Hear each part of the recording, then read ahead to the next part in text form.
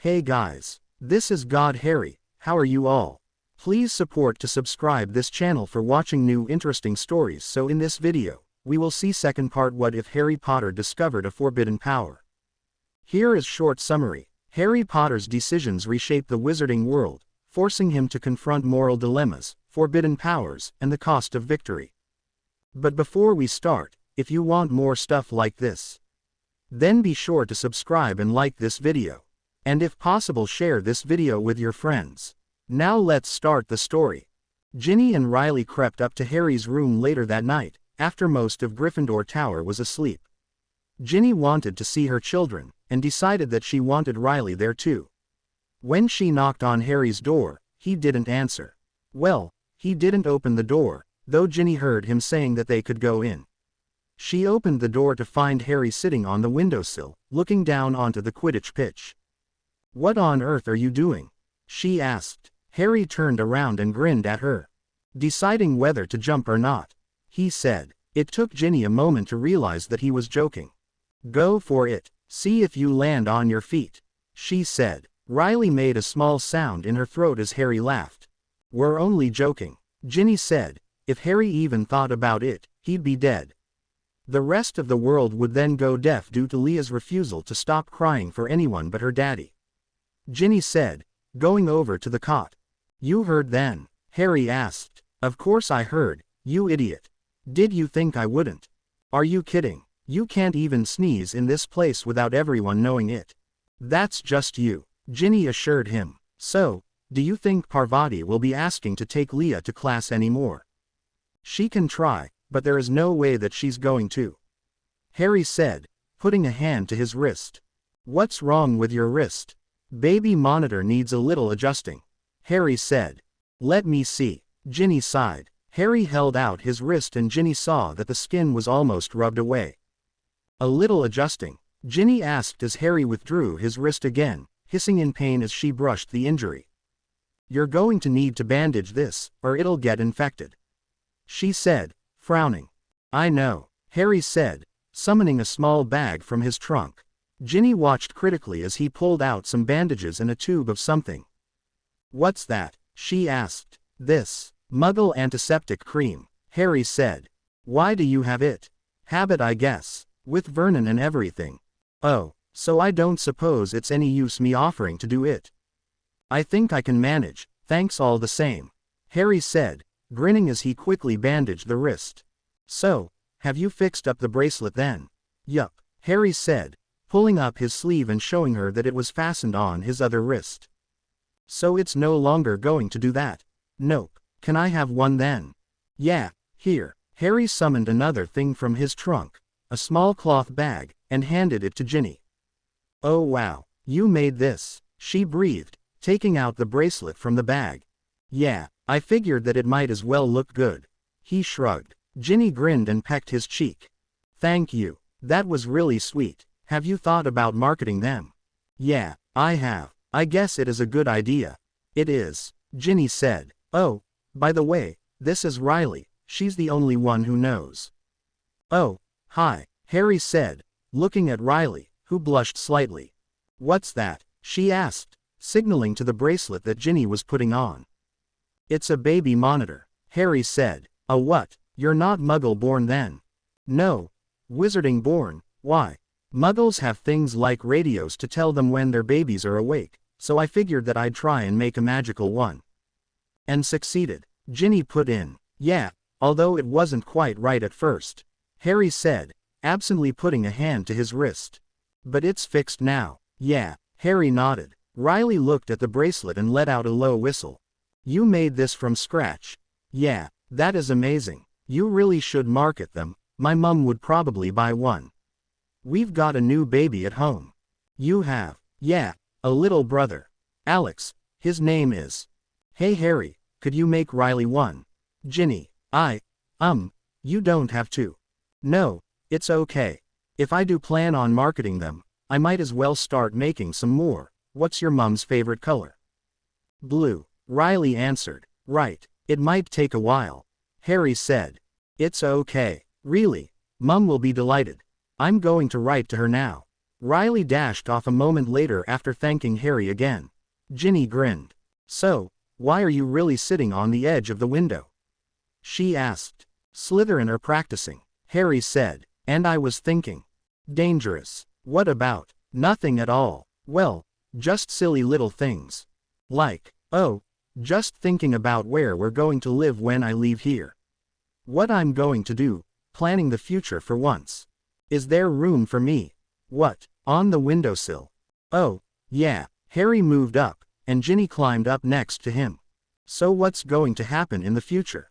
Well, we're going to live in a little house. Well, maybe not so little. And we'll have a Quidditch pitch in the back garden, and everything's going to be perfect. Sounds pretty good. You didn't mention any wife or girlfriend or anything. I hadn't gotten that far yet. Harry grinned, looking sideways at her. So are you going back out with Sally? Yeah, she says that she's fine about the kids. That's good, Ginny said hollowly, looking down at the Quidditch pitch. What's wrong? Harry asked. Nothing, I'm fine, Ginny said, giving a large, fake grin. Harry raised an eyebrow. Like hell you are. What's wrong? Well, I'm just worried that the triplets won't know who I am. Ginny lied. She felt a little bad, but it was half true. She didn't want Harry's girlfriend playing mummy to her children. Hey, no one's going to take your place, you know that, don't you? Harry asked, putting an arm around her shoulder. Ginny shrugged. Oh, of course no one's going to take your place, no one could. Thanks, Ginny mumbled, putting her head on Harry's shoulder. Harry sighed and closed his eyes. So, how are you getting on with your kid? Oh, fine. They're okay, I suppose. Not much compared to the real thing, but I'm a little biased. Me too, Harry grinned. So, where is it? I asked Hermione to look after it, said the practice would do her good. Harry laughed and Ginny smiled. It was good to hear him laughing. So, you promised me a full report. So I did, Harry said. Harry and Sally met after breakfast the next day, keying and cuddling in the entrance hall. Ginny felt a surge of irrational jealousy as she and Riley passed unnoticed. Her hand went to the bracelet he had made for her, as if assuring herself that it was real. Hey, come on, don't get hung up on it, Riley whispered. Easy for you to say, Ginny muttered. Just forget about her. Harry's too nice a bloke to fall for the wicked hag of the hills. They're 40% compatible, is that it? You said 320 was it? Yeah, Ginny said, feeling a rush of warmth to her cheeks. Well then, you have nothing to worry about. Ginny smiled reluctantly, and they both headed off towards class. I have to go, Harry said. Why? I have to go and get the kids before class. Is that Parvati still trying to help you look after them? Yeah, she's doing her best, but Leah's just a little temperamental with strangers. Still, I can't believe that they did that. I mean, just assume that you'd not mind someone helping look after them. Well, I don't know. It wasn't as if they did it on purpose. Harry shrugged. Right, well, I'll see you after classes then. Yeah, okay, Harry said, keying her again before running back up to the tower, where the triplets were sleeping peacefully, watched over by Dobby. The next few days were quiet, and spent between classes, the tower and with Sally and the kids. Harry hardly had time to think about the bracelet monitor for Riley's mother, let alone make it. He wanted to, but each time he sat down to get started, something seemed to come up. Eventually he decided that he needed to make a start, and sat down to begin planning. He sat there for half an hour, drawing the design for the bracelet. He was about to get started when the triplets began to cry. I'm coming, Harry said, just as Ginny burst through the door. Hello, Harry said, looking mildly bewildered. I felt the monitor go. Ginny explained. I thought you might be out with Sally. No, I'm trying to get a start made on this bracelet. Harry said, frowning. You're welcome to take over if you want. Sure, can I watch? If you want to. It's not anything spectacular. That's okay, I just want to see how you do it. Harry shrugged and sat back down at his desk. He looked carefully from the design to a small piece of string that was lying in front of him. He raised his wand and began to work, his hands working the magic, molding it deftly into the string. Ginny watched, transfixed, as he did it. He was completely concentrating on the task at hand, and Ginny didn't think she had ever seen anything more breathtaking. The power that he was using seemed incredible. She watched as he created a smooth blue bracelet, intricately weaved with runes and Celtic symbols. It glowed slightly as he poured more power into it, making the bracelet change to soft, expensive-looking leather. "That is amazing," she breathed. "Thanks. All that they need to do is tune it to the baby. I should probably write some instructions for that." Harry pulled out a sheet of parchment and neatly printed out a few instructions. Then he wrapped the bracelet in a piece of clean, white cloth and folded the instructions, tucking them inside the bundle, which he tied with string before putting it into a small box.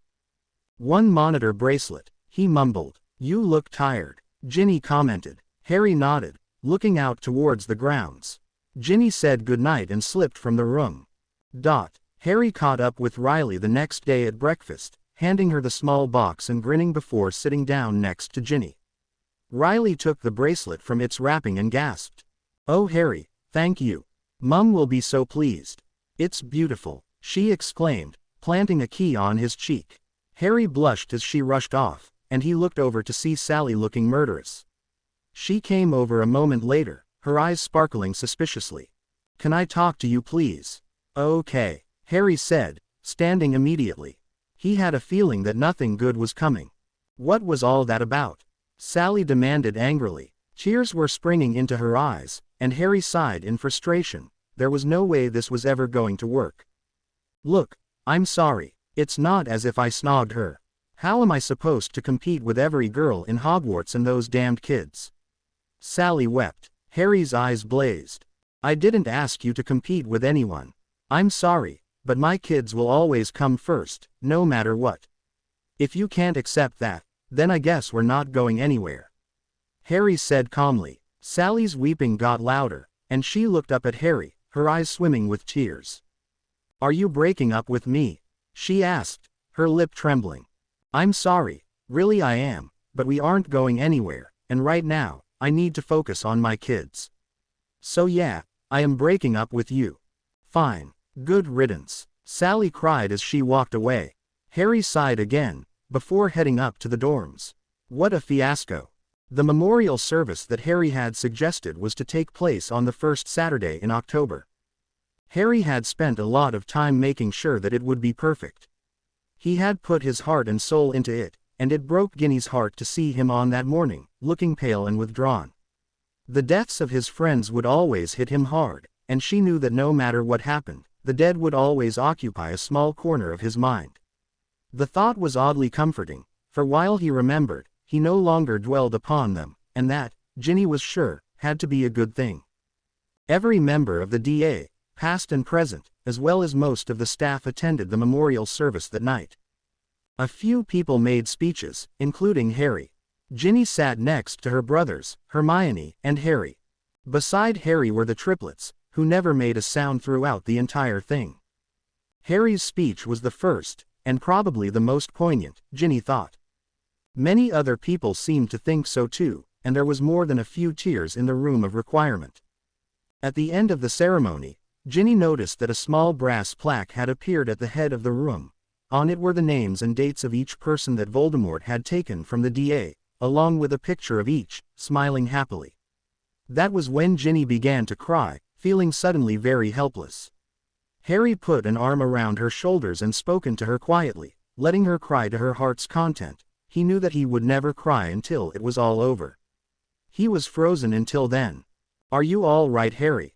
several people asked. "I'm fine," Harry said each time, always unconvincing, but always trying just the same. Cho came over to him as people began filing out, asking him to wait and speak to her. Harry agreed, albeit reluctantly. He really just wanted to go and hide in his room, away from everyone. This day had been one of the hardest in his life, with the exception of Sirius' funeral, perhaps. "Harry, how are you?" "Pretty well," Harry murmured as he tucked the blankets in around the triplets.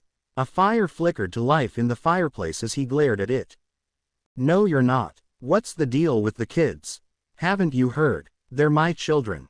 "Yours?" You're their father. Wow. Who's the mother? That Hannah girl. No, I don't know who their mother is. How is that possible? Long story, Harry muttered. I'm surprised the prophet hasn't reported it yet. I haven't been getting the prophet. Oh. Cho just realized what her mother had been talking about a few weeks earlier. They have run the story. I remember that Mum was telling me something about it. So, it must be pretty hard, looking after triplets on your own. Not really. I'm used to it. Harry shrugged, picking up Andy as he woke up. You look really well. Being a dad suits you, Cho said with a smile. Thanks. So, I heard you were going out with Sally. No, we split up a while ago. Why? Oh, I'm just interested, Cho said, with a hint of a blush. Harry smiled a little, wanting to get out of there as quickly as possible. So, are you going out with anyone just now? No. Oh, well, I still really like you. Will you go out with me? Cho, I'm still at Hogwarts, and you're not. I don't think so. I'm sorry. Oh, no problem, Cho said, smiling brightly. Maybe when you graduate. She left then, leaving Harry staring after her, hoping that she was joking. Ginny was waiting in his room when he got there, tears still running down her pale cheeks. Harry silently put the kids into their crib before heading over towards the window, where she stood. He wrapped his arms around her, feeling her relax slightly, though she was still sobbing into his chest. Your speech was really nice. She sniffed. Thanks, Harry murmured. What did Cho want? She asked me to go out with her again. What did you say? No, I mean, with a compatibility of 2%, it's going nowhere, is it? I suppose not, Ginny replied. Her tears had eased now, but she made no attempt to leave his safe hug. Riley's mum loved her bracelet, you know, she said quietly. Yeah, she sent me a letter to say thanks. Did I tell you that I've patented them? No, you didn't. Yeah, they're patented under the name of Evan James. Ah, so that's why the prophet hasn't reported it.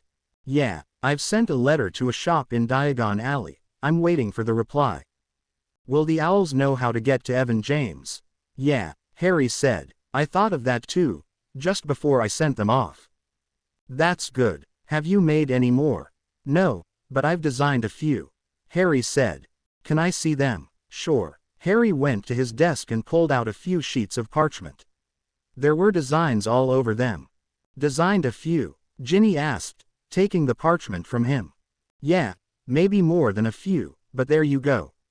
Which one's your favorite? I'm not sure. It's a very close run thing between yours and mine, but they won't be replicated. Why not? Just because. Harry shrugged. I was thinking of making a few tonight. Why tonight? Because the only way I'll sleep is if I'm exhausted, and I don't think anyone would be too pleased if I went out to the Quidditch pitch this late. No. Can I watch? Sure, Harry said, sitting at his desk. He picked out a design and began to work. 4 hours, and a few bracelets later, Harry was feeling slightly worn out. He knew that he would be able to sleep now, if only because he had used up almost every last bit of energy in his body. Ginny had fallen asleep almost as soon as he started to work, but he didn't want to wake her. He sat down on the bed beside her, and was asleep before he knew it, his last thought being I really hope that Ron doesn't come here first thing in the morning. Harry woke up to find someone towering over him. Morning, Ron, he said, squinting at the bright light. Would you care to explain yourself before or after I disembowel you? Oh, grow up, Ron, what's the problem? We're both fully clothed, Harry said, stretching. So you are. Ron said, flushing. So I am, Harry said with a smirk. What's going on? Ginny asked, pulling the cover over her eyes. Ron was a little surprised to see you in my bed. Harry laughed. Ginny's eyes appeared over the covers and she looked around in shock. Oh no, oops, sorry Harry, no problem. You sleep okay? Yeah. When did you stop making those bracelets? Around 2, I'd say. Harry said. Bracelets. The monitors. I was trying to wear myself out so that I'd sleep. Worked pretty well, I think. At least you two got some sleep. I don't think anyone in our dorm did. Ron muttered. Which is exactly why I was making monitors. What about you? Ron asked Ginny. Dunno. I was tired from crying, I suppose, but I don't know. Harry, you can move into my dorm. I want this bed. I'm sure that would go down well. Harry grinned. But I'm rather fond of my bed myself. So I don't think so, somehow. Huh, I'll just have to live up here then, won't I? No. You steal all of the covers. You two sound like a married couple. Ron said. Both Harry and Ginny burst out laughing. Right, well I'm going in the shower. Feel free to hog the bed all you want. Ron, is there Quidditch practice today? No, but when has that ever stopped us? Fair enough. Gin, are you up for a bit of babysitting? Unless Dobby turns up anytime soon. Sure, I'd have thought you'd want to take the kids with you. That's an idea, Harry said. Let me guess, we need Mummy's supervision. Oh, of course you do. My kids aren't going out on the Quidditch pitch with only you and Ron. But you'll have to wait for a bit, I need to shower and change too. Okay, actually, here's Dobby now, you can meet us out there, okay? Yeah, fine, Ginny said. I'll bring Riley too. Uh-huh. Dobby, Harry, Ron and Hermione made their way out to the Quidditch pitch, shortly followed by Ginny and Riley. Harry had tried to smuggle the 3 mini brooms out, but was caught by Ginny, who confiscated them. So Harry took them up on his broom one at a time, making sure that they were securely strapped to the broom, and that they wouldn't fall. Each of the triplets loved it, and giggled gleefully as Harry dipped the nose of the broom slightly as they descended. Ginny rolled her eyes, wishing that he would keep them out of the air until they were at least 6 months old. No such luck, though. Besides, the triplets loved it, and she couldn't help but grin as they came back down gurgling and smiling. Harry had just finished flying with the triplets when someone else arrived, even from his position 50 feet in the air. There was no mistaking who it was, Cho Chang. Again, Harry rolled his eyes as she waved to him, and landed slowly, taking as long as he could. Harry, there you are. I've been looking for you. You weren't in the Great Hall. No, I haven't been for breakfast yet. Harry said. What are you doing here? I stayed the night. I'm heading home after lunch. Oh, that's nice, Harry said, looking to Ginny, Riley and Hermione to help. Can you come for a walk? I don't know. Go on, Harry. I'm sure that between the 5 of us, we can look after the triplets. Ginny said. Harry shot her a venomous look before handing her his firebolt. I won't be long, he said, walking away with Cho. What on earth did you do that for? Riley and Hermione exclaimed at once as they watched Cho take hold of Harry's hand. She looked desperate. Ginny shrugged, grinning. So, do you know that she asked him out again last night? Yeah, he told me that. How did you know? Oh, you were spying on them. Ginny said accusingly. Yeah, and I bet you wish you had done too. Hermione retorted. Anyway, he came up with this really lame excuse, and she said that maybe they should get together when he leaves. She said that. Yeah, she did. What did Harry say? Nothing.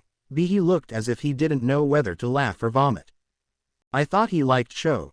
They went out for a while, didn't they? Yeah, but I guess he got over her.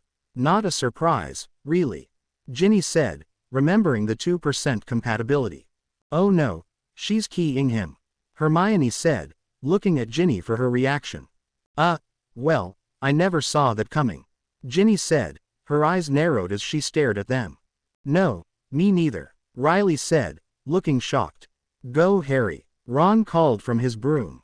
Harry had never wanted to vanish quite as much as he did at that moment. He didn't want to key Cho, but he didn't want to hurt her feelings either. He pulled away from her gently, watching as she frowned. What's wrong? I don't like you in that way, Harry said. You don't. Harry sighed as Cho's eyes welled up with tears. No, I don't. I'm sorry, but I don't. You used to. Yeah, I used to. That was then. This is now. I still like you in that way, Cho said, as the tears escaped her eyes. I'm sorry, Harry shrugged. He didn't know what else to say to her. Well, I guess I should go. Harry said. Goodbye. Bye. Harry stuck his hands in his pockets as she left, shaking his head in confusion.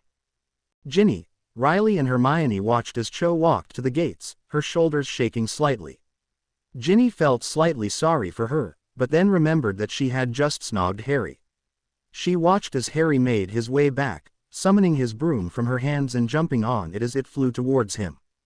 "That can't be safe," Hermione muttered as Harry soared up into the air. When he plummeted the next moment, Hermione and Riley squealed. Harry looked as if he was going to fly right into the ground.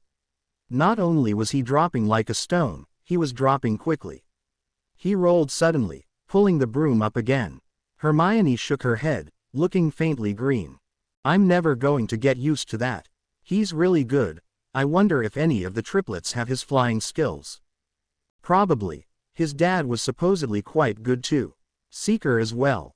"Cool," Riley said. "I'm hopeless at flying. Mum says that girls aren't supposed to be on brooms anyway. I prefer having both feet on the ground, myself," Hermione said. Ginny shook her head, watching Harry as he flew a few tight loops. "Nah. Flying is brilliant," she said. "You're just biased, Miss Top Gryffindor Chaser." "I suppose. What are you going to do when Harry leaves?" Riley asked. Ginny thought for a moment. Riley meant when he graduated, of course, but she couldn't help but wonder what she'd do when he went to face Voldemort. "Dunno," Ginny said, her eyes following Harry. "Does he still want to be an Auror?" "Yeah," Ginny murmured. "God, I hope he's careful." Riley shuddered. Ginny gulped, knowing that Harry would meet with Voldemort sooner or later, and one of them would die. "Hey, Ginny, I didn't mean to upset you." "I'm sorry," Riley said, as a tear slipped down Ginny's face. "No, it's okay. I'm just scared," Ginny said. "Me too, but Harry knows what he has to do," Hermione said, putting her arm around Ginny's shoulders. "That's what's scaring me," Ginny muttered, looking at her 3 perfect children. Harry and the others trooped back to the common room after a little while, talking excitedly about the upcoming Gryffindor-Slytherin match. Harry was saying to Ron that Malfoy, as captain of his team, would likely make it the dirtiest game ever seen at Hogwarts. Ginny replied that she hoped not, for all of their sakes. The next morning, Hermione gasped in horror as she received her copy of the Daily Prophet. "Harry, Ginny, you might want to look at this," she said, looking pale and ill. Harry took the paper from Hermione and Ginny read over his shoulder. It seemed that the prophet had somehow found out about the triplets, mother being Ginny. Harry took a look at Ginny and saw her biting her lip. "This isn't good, is it?" she said. "Not particularly," Harry murmured, looking up to find everyone staring at them, including most of the staff.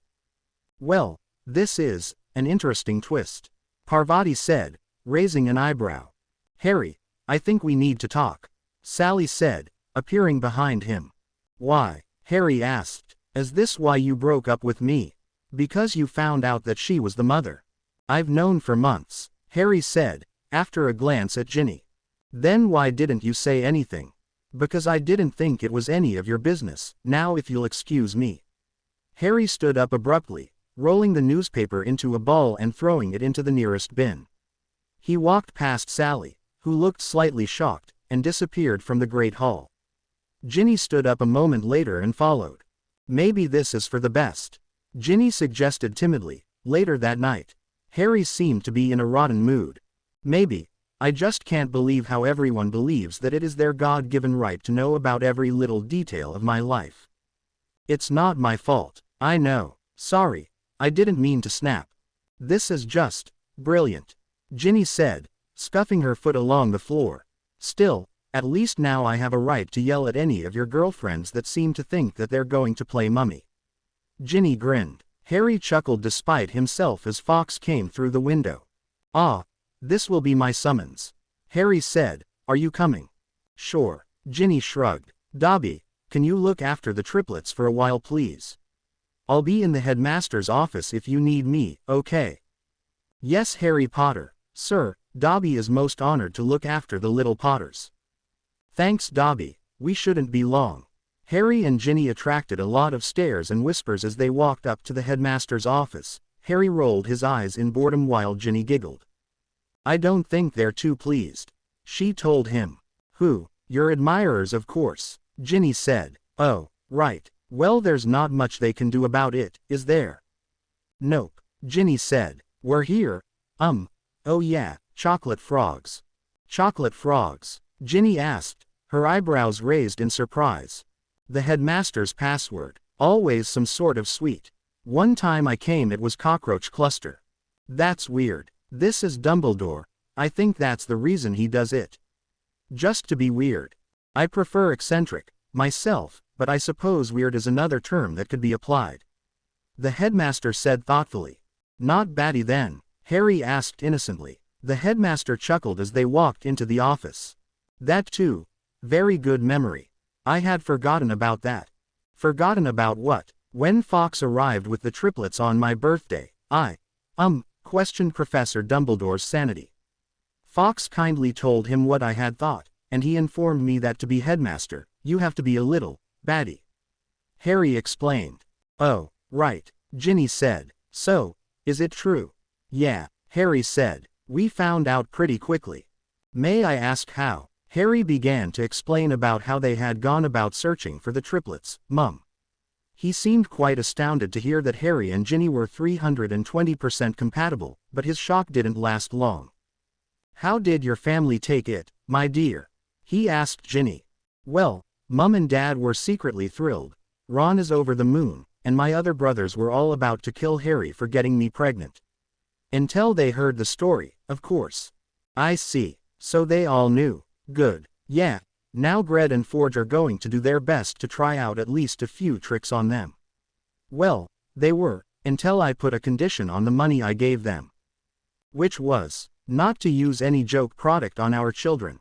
Ah, good thinking. They'd know better anyway. They've lived with me for too long to even consider trying my temper. Ginny grinned. It's good being the youngest and only girl. I'm sure. Harry replied wryly. So, what are we to do with this revelation then? What do you mean, sir? Harry asked, looking faintly puzzled. Well, Miss Weasley will want to see her children, I'm sure. Yeah, but I can just go to Harry's room for that. Ginny said. Yeah, and steal my bed. Harry muttered. Ginny blushed and elbowed him. Harry, what? He probably knew anyway, didn't you, sir? Well, how do you do that? Harry asked, looking intensely curious. Ginny was staring between the pair of them. They were like family, she decided, the way they bickered. You may find out one day, if you keep asking. The headmaster replied with a wink. Thanks, Harry said, a smile tugging at the corners of his mouth. Professor Dumbledore always seems to know everything the moment it happens. Harry explained, seeing Ginny's rather confused look. In fact, you were quite slow to find out that Ginny was the triplets, Mum. Well, I had my suspicions. I knew it, Harry said, shaking his head. Why didn't you say anything? Ginny asked. They were only suspicions. Though when you were glaring daggers at Miss Pottle, I thought that it was likely that I was right. I was waiting for confirmation. He shot a look at Harry, who shrugged. We forgot. Anyway, Remus could have told you. He did, but that is quite beside the point. Dumbledore said with a smile. Did he tell you that he's going to be godfather? Well, one of them. Naturally. He was really quite chuffed about it. Good. Well, is there anything else? Harry asked. Ginny thought that he sounded quite rude, but the headmaster seemed well acquainted with Harry's rather abrupt manner. Oh, and Harry, the memorial was very touching, I thought. Thanks. Let's just hope we don't need many more of them. Indeed, Dumbledore said. Albus watched as Harry and Ginny walked out in the middle of a lively discussion. He sighed, looking at the picture of Harry with the triplets that the nurse had given him. He could easily remember when Harry was that size, and James and Lily came into Hogwarts to show their perfect child off. Albus had thought he would never be more proud than he had been that day. It seemed that Harry had been proving his wrong ever since. No longer a child, Harry had grown into his powers, and was living up to his hero status. Now he had children of his own, and despite everything, seemed quite content. Albus smiled, wondering how long it would be before Harry started to wonder just why his headmaster seemed to follow his every single move. Maybe he already had. but he had never asked about it, or even hinted that he knew. Albus knew that he would need to tell him soon, but he was slightly wary of the young man's reaction to the bombshell that he could drop. "I never knew that you and Professor Dumbledore were that close," Ginny remarked as they walked back to the dorms. "I guess I never really noticed. He's like, I don't know, he's always been there, you know.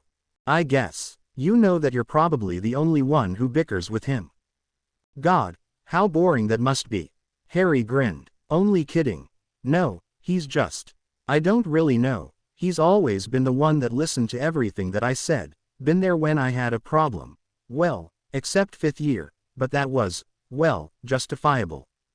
Oh, I bet I'm one of the few who have ever had the nerve to trash his office, as well." "You didn't." "Oh, I did. It was quite annoying really. All he did was watch me." "The man is impossible to rile." "Maybe you just can't rile him. Why were you destroying his office in the first place?" "Well, Sirius had just died, and I really wasn't in the best of moods," Harry said with a small smile. "I needed to lash out at something. I was so angry. I guess it was a good thing that I destroyed Professor Dumbledore's office, because if I hadn't, I would have destroyed Malfoy's face or something the next time I saw him." "Oh, it hurt so much," Harry said, almost dreamily. "I wanted to shut everything out, to close myself off. Dumbledore said that this was my greatest strength, and I just lost it. As far as I was concerned, if part of being human was dealing with that horrific pain, then I didn't want to be human." Harry had stopped talking abruptly, staring down at the floor.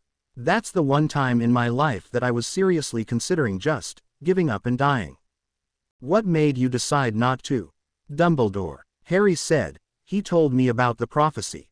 "Right. Well, that's strange, I suppose." Harry shrugged. He looked at Ginny peculiarly for a moment before shaking his head.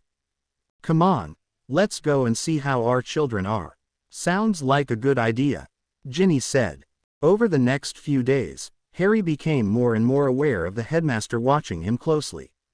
He had noticed before that the headmaster had always paid attention to him, perhaps more than he did to, say, Neville. Now it seemed that the headmaster was watching his every smallest move. It was a little unnerving, especially as Harry couldn't think of any reason for the extra interest. Time was passing scarily fast, Ginny decided. It wouldn't be long until Christmas, and after Christmas, it would be even less time until Harry went to face Voldemort. He would want it over and done with once and for all. As time rushed by, the triplets grew and grew, getting cuter every day. They all had Harry's eyes and hair, but the freckles dotted across their nose had come from her. She could see herself in them sometimes, when she really looked for any resemblance. It was the way that Leah pouted when Harry wasn't there, and the way Andy and Sam wriggled in their sleep. Ginny couldn't imagine why she had been scared to be their mother at first, and was grateful that Harry had helped her see sense. Harry himself was always busy. He had received a reply from the shop in Diagon Alley, asking for a sample to be sent. Harry had obliged, and the shop had been most eager to stock his invention. Now his time was split between his head boy duties, the Quidditch team, making more of his monitors, and of course the triplets. It wasn't difficult to see how much Harry loved his children, and Ginny wondered if his being an orphan had made him a much better father. Maybe he was just a naturally good parent, family or no. Either way, Ginny had begun to spend almost every spare minute in Harry's room, doing her homework beside the baby's cribs. She and Harry grew closer due to the amount of time they spent together, though Harry was usually too busy to hold a proper conversation. When they did talk properly, it usually ended in some friendly bickering and teasing. Occasionally Harry would be writing something in a small book when she came in, but it always seemed to go missing when she looked again, and she never once found it lying about. As Christmas approached, Harry found himself buried under a mountain of work that needed to be done. The pressure was mounting, and he needed to keep up with everything. With the DA, schoolwork and everything else, he was finding very little time to even think, let alone plan for Voldemort. Eventually, he sat down in his room and didn't get up until he had finished his homework for that week. Then he put aside his plans for the monitors and started to write about what the meeting with Voldemort, planning for every scenario, every problem that he may come across, and every eventuality. Through everything, he knew he was being watched by not only his friends, but by the headmaster too. It had grown to be slightly infuriating, being watched for no reason, as though he was suspected of something. In his overcrowded mind, it was one more thing that caused stress. One that he could eliminate fairly easily, he thought. So a few days before Christmas, Harry went quietly up to the headmaster's office, hoping that by the time he came out again, there would be one less thing stressing him. He didn't know that one stress might be completely replaced by another. "Harry, is something wrong? Why are you watching me like a hawk?" Harry asked immediately. The headmaster seemed taken aback for a minute. "Would you take a seat please, Harry?" Harry sat down in a chair opposite the headmaster. "Why have you been watching me so closely, sir?" he repeated. "I suppose there are a few reasons," Dumbledore said, hoping to buy some time. "First of all, you've been through a lot of changes recently, and I want to make sure that you're coping okay." "I am. I'm under some pressure, but it's okay." Harry shrugged. Dumbledore nodded. "Yes, you are coping," he said. "What's the other reason?" Harry asked. His eyebrows were a fraction higher than normal, and it was easy to see that the first reason given hadn't satisfied his curiosity.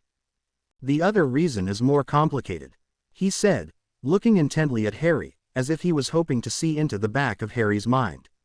He saw only confusion and curiosity, with a little suspicion and trepidation. "Go on. This isn't easy. You might not want to hear it." Now Harry was frowning, clearly wondering what the headmaster was talking about. "I'm your great-grandfather," he said quietly. Harry's eyes widened, and it might have been comical had there not been a spark of anger lit within them. "I see. And why didn't you tell me this before?" "I wanted to. I really did." "Then why didn't you?" Harry asked, in a voice of controlled calm. "I suppose I was scared of your reaction. I was going to tell you in 5th year, but, after Sirius' death, I thought it was an inappropriate time. After that, I began to wonder what you would do when you found out. All of these years I put up with the Dursleys, and I'm not just talking about the abuse. Have you ever felt completely alone, grandfather?" Harry said, his voice flat. "Harry, listen to me. No, it's my turn. I've put up with hell from the Dursleys, believing that they were my only relatives. Now you're telling me that they aren't. How do you think that feels?" "I don't know. I never will. I'm sorry." Harry stared at the headmaster through narrowed eyes. The familiar lined face looked older now, and more tired than ever. "Why didn't you tell me before? I mean before Sirius died. You've had plenty of opportunities. I wasn't sure how you would react, not to mention the threat of Voldemort." "Rubbish," Harry muttered. "Voldemort was never a problem. It's not as if it mattered to him who I was related to. I had survived, so he wanted to kill me. That's all. You being my grandfather had nothing to do with it," Harry said. A tear fell down the headmaster's face and Harry sighed in frustration. What was he supposed to do? Ginny rubbed the bracelet, trying to understand why it was sending signals that the babies were upset when all three of them were fast asleep. Eventually, she went up to the headmaster's office to tell Harry about it. She knocked before walking in to find Harry leaning against a wall, staring at the headmaster. "What's going on?" she asked. The headmaster had an interesting revelation, Harry said, his voice free of any emotion. Can you tell me?" Ginny asked, remembering the last revelation from the headmaster.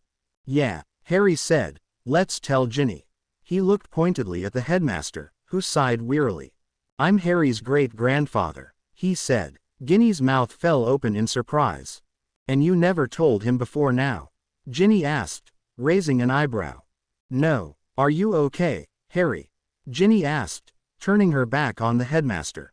"I'm fine. How are the triplets?" "They're asleep, and don't tell me that you're fine. I wondered why my monitor was going off when the triplets were fine." "I'm fine," Harry replied stubbornly. He looked from Ginny to Dumbledore and walked out of the room, slamming the door. When Hermione and Ron heard, they seemed quite outraged as well. Harry had never seen Hermione quite so ready to go and yell at any teacher, but he saw it then, as she stomped from the common room, anger etched in her eyes. Ron sighed and sat with him in silence until Hermione and Ginny returned. That was around when Harry had enough and went to his room. It was a surprise to Harry that sleep came easily that night. He had expected to be lying awake for hours, pondering the new information he had been given, but instead, he had slipped quickly into a deep sleep, not waking when Ginny crept in. Ginny watched Harry sleeping for what seemed like an age. He didn't stir once, his breathing deep and steady, though he still looked a little annoyed. There was a tiny crease between his eyebrows, the only sign of the day's events. Ginny sat on the edge of the bed, feeling incredibly numb. She knew that Harry would be angry, and she could understand why, but that didn't mean he had to be rude to her. By the time she left, the numbness was gone, leaving in its place cold anger. Harry awoke the next morning in a slightly better mood. He knew that the only way to sort things out with the headmaster was to talk to him. He wanted to understand why, to know the reasons behind the choices that he had made. He walked down to the common room to find Ginny sitting in one of the armchairs. She didn't acknowledge him as he sat down beside her, and made no move to show that she even knew he was there. "Gin," he asked. "What is it?" Ginny asked, her voice cold and stiffly polite.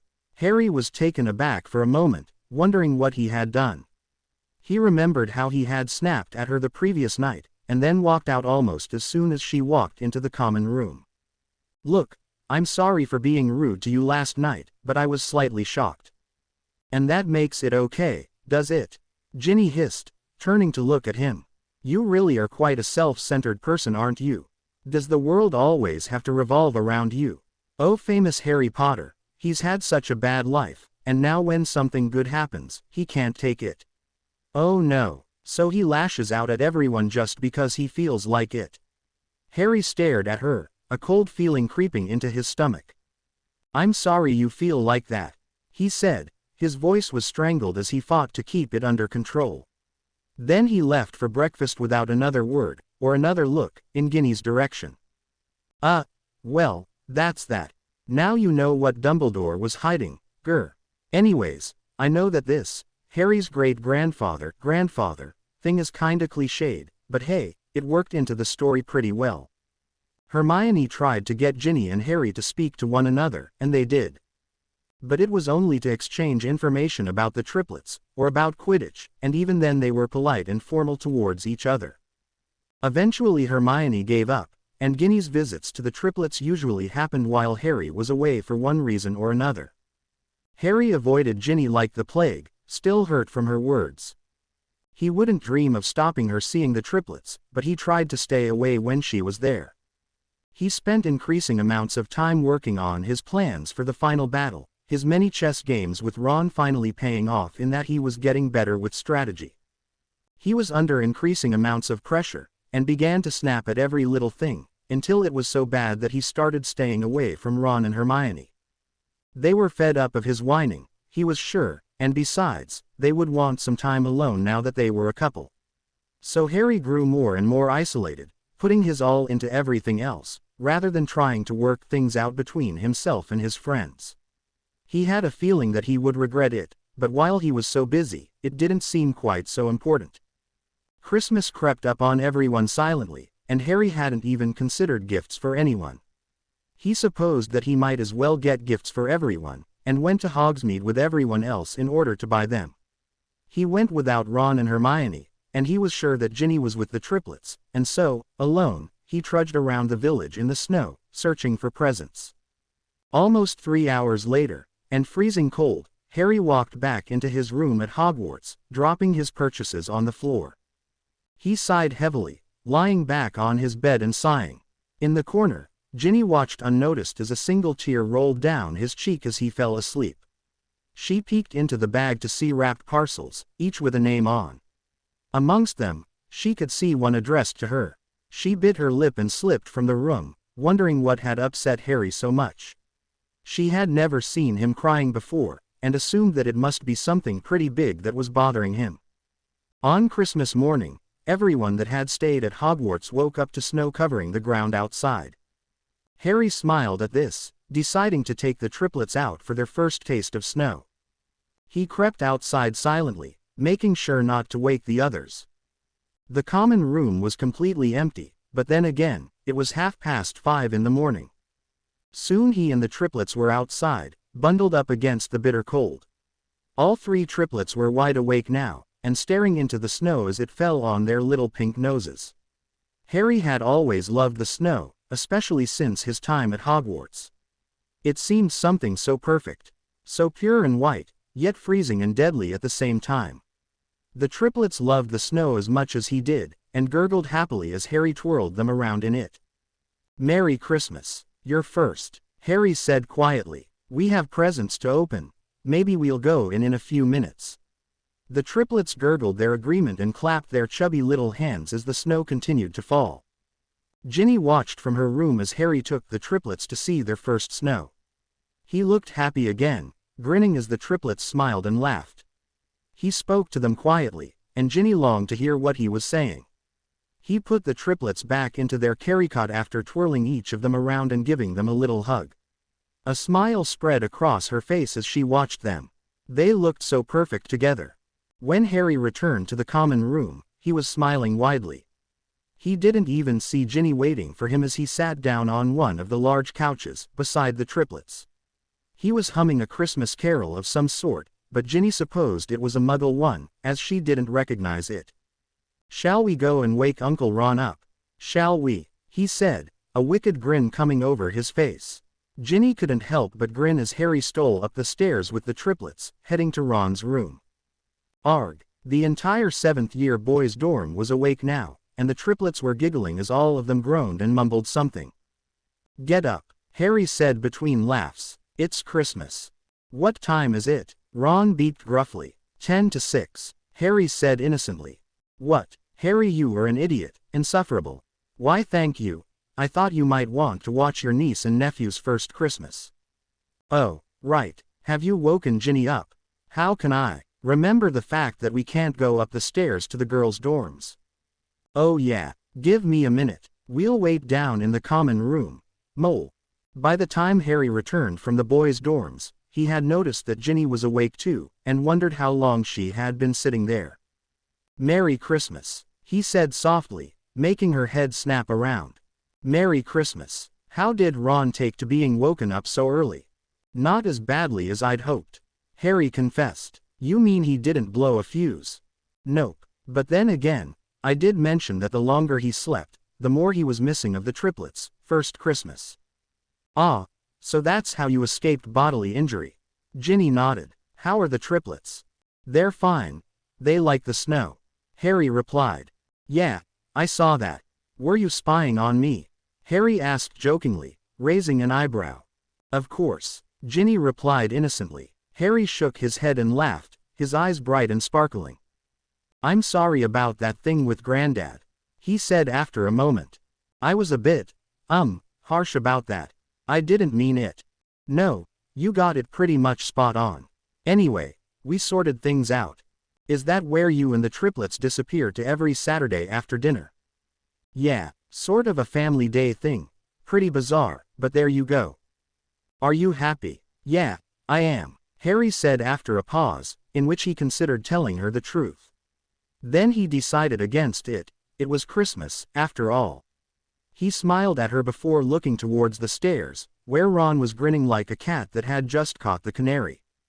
"What's with you?" he asked suspiciously. "You two have made up then?" "Yeah," Harry said, still suspicious. "That's good. In that case, you might want to look up." Harry groaned, knowing exactly what was coming next. He and Ginny looked up to see a small bunch of mistletoe hanging above them. Rolling his eyes, Harry pecked Ginny on the cheek. "Happy now?" he asked Ron. "I suppose it'll have to do." Ron sighed, as if it pained him to say it. "Hey Gin, maybe we should move over and make room for when Hermione arrives. Maybe we should just give them their own private little corner." "First we'll have to wake Hermione though," Harry said, his voice just audible. Ginny grinned at him and keyed his cheek before running up to wake up the other girl. "What were you two whispering about?" Ron asked curiously. "When?" Harry asked. "A second ago. Not much. So, when do we get to open presents?" "When Hermione wakes up, I reckon."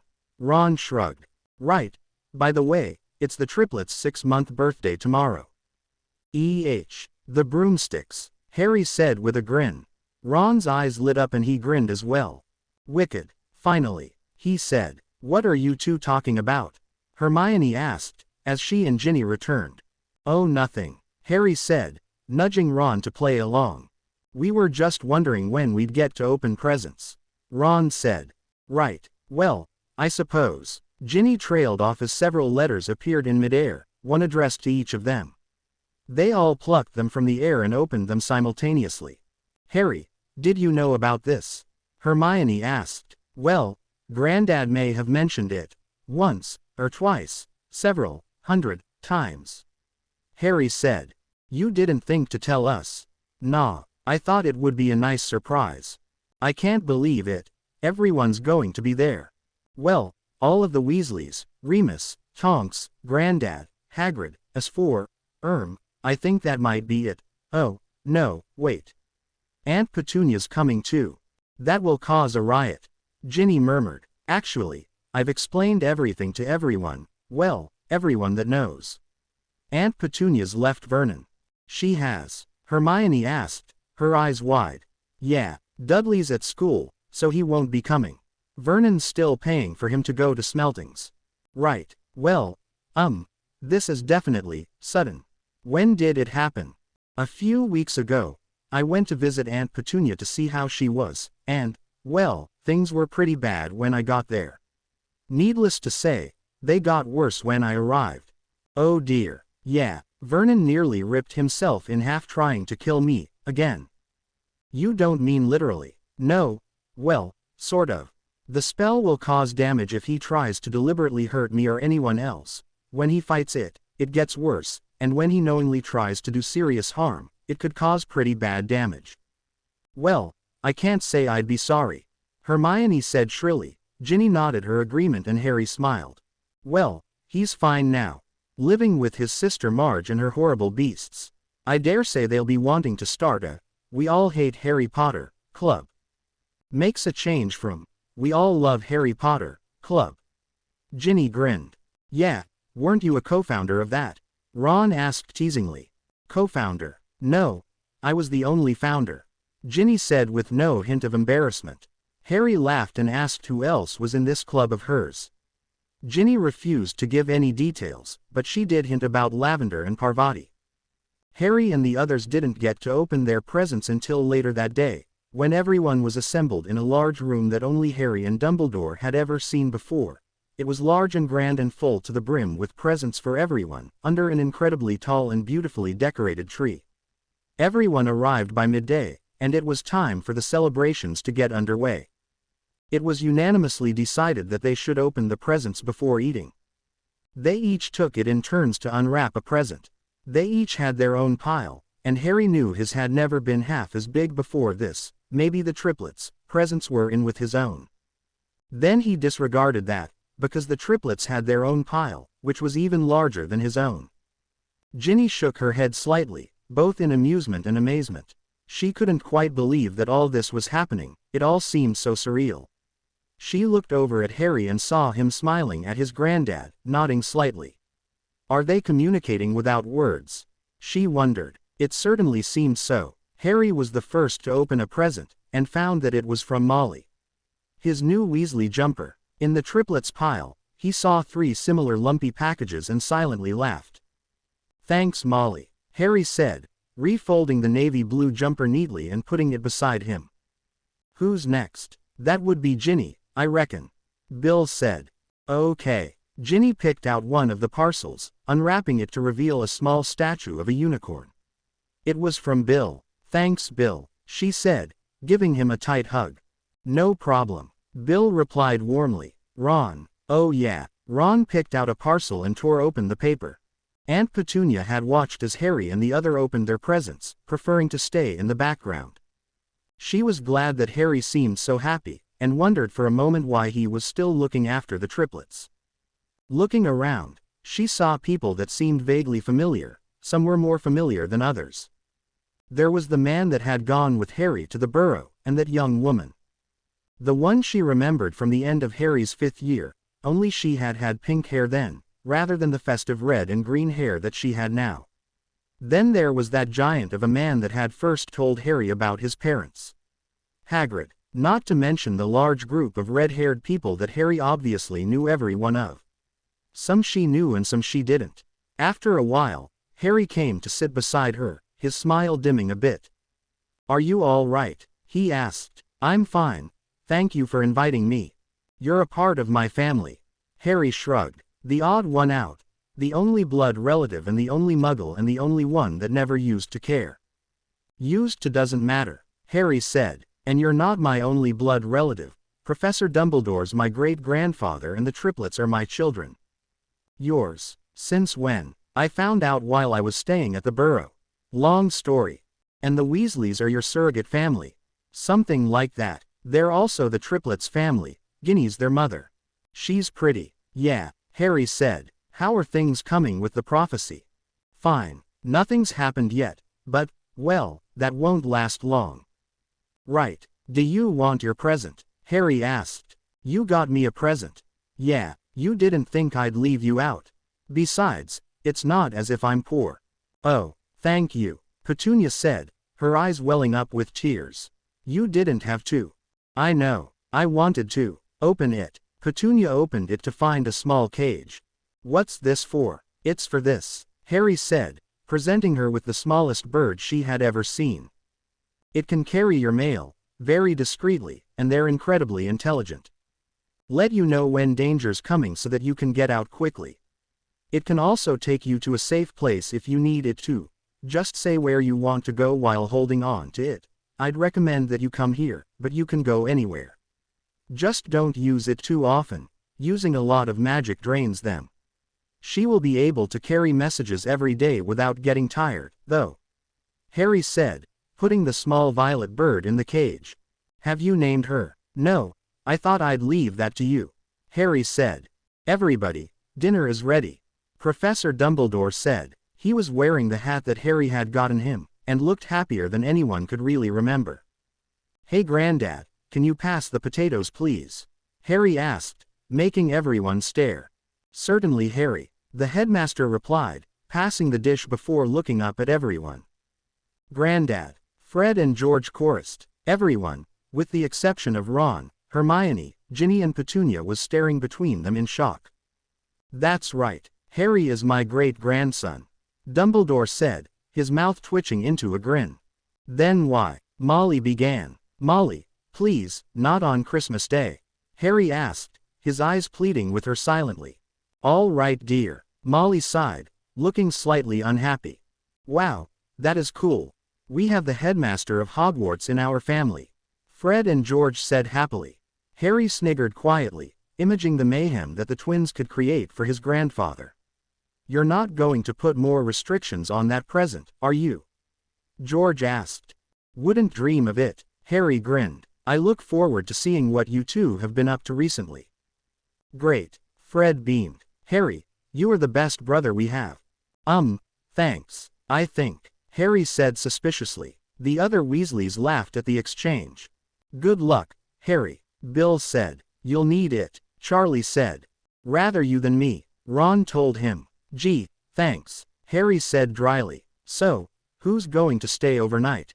"Well, we could. Yeah, only it's the triplets' 6-month birthday tomorrow." Harry grinned. Ginny groaned and put her head in her hands. "Which means that they get their first broom ride on their own brooms." "I should have said a year," Ginny said as all of her brothers started talking excitedly. "Never mind putting an age limit on it, you might have been better to stop him buying them in the first place," Molly said, looking apprehensive.